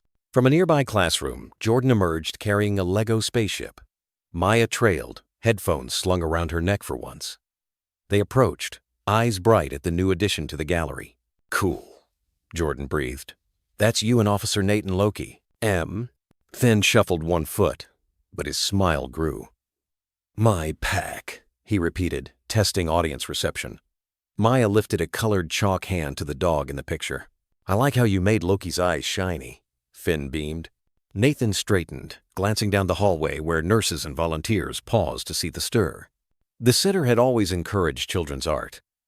But this piece felt different, like a cornerstone laid on open ground, marking territory reclaimed from silence. Jenna stepped beside Finn, arms slipping round his shoulders. What do packs do? She asked softly. Finn considered. They stay, he answered, even when nights get big. Jenna's eyes shimmered. She pressed a kiss to his hair. Loki, sensing communal emotion rising like tidewater, leaned into Finn's leg. The boy giggled, swaying at the nudge, and without prompt lowered to wrap both arms around the dog's neck. Loki accepted the hug with a slow wag tail, eyes half-lidded, content. Nathan snapped a mental photograph. Sunlight across colored pencil. Boy and dog in living flesh. He knew memory sometimes blurred edges, but he hoped this frame, Finn's laughter echoing down the corridor lined with art, would stay sharp. Dr. Monroe cleared her throat gently. Finn, she said, would it be all right if I added a placard? Something that says, Artist, Finn K, and maybe the date? Finn studied the blank space next to his drawing. Okay, he said after a moment, but also write, listening is brave. Dr. Monroe smiled. Perfect. She jotted the words on her clipboard. Foot traffic resumed. Children wandered toward lunch, staff toward charts. Yet people slowed as they passed the new picture, some lowering to Finn's height to read the caption, others simply touching the frame of masking tape with a reverence usually reserved for stained glass. Nathan checked his watch patrol shift in 30, but he found no rush to leave. The world outside would keep a moment. Inside, something essential had clicked into place. The silence that once caged a child had been boarded up, labeled, and left behind, replaced by the steady hum of a pack breathing together. He crouched again, eyes on Finn. We'll come back next week, he promised. Maybe bring chalk for Loki's fur? Finn's grin could have lit the length of the hallway. And more paper, he said. Stories don't fit one page. Nathan chuckled. Deal. He ruffled the boy's cap, then tapped Loki's shoulder. The dog rose, gave Finn a final nuzzle, and followed Nathan toward the exit. Halfway down the corridor, Nathan paused, turned. Finn stood before his drawing, hand resting on the badge of the sketched officer. The boy glanced up, met Nathan's eyes, and lifted 2 fingers in a quiet salute. Nathan had taught him pointer and middle crossing his heart, then flicking outward. Safe. Nathan returned the gesture, warmth flooding like sunrise under ribcage. Loki barked once low, content before padding beside him into the afternoon light. Behind them, the gallery wall held its newest beacon. A tall man, a dog, a boy between them, and 5 words anchoring it all. My forever pack. A final drawing, yes, but far from the last story. Sometimes, the quiet loyalty of a dog can speak louder than any words. In the darkest moments, a German shepherd's steady eyes, gentle presence, or soft nudge can remind us we're not alone. Stories like this aren't just about rescues. They're about healing, trust, and the unspoken bond between hearts that choose to stay. If you've ever looked into your dog's eyes and felt something deeper, something wordless but true, you already understand the kind of connection we're talking about. There's a resource I've found that gently helps deepen that bond, especially for folks who see their dogs as more than pets. If you're curious, it's there, no pressure, just a quiet invitation to explore when the moment feels right. And if this story touched you the way it touched us, maybe consider sharing it. Sometimes, all it takes is one story to remind someone what loyalty really looks like. Take care of your heart, and give your dog a soft pat from us tonight.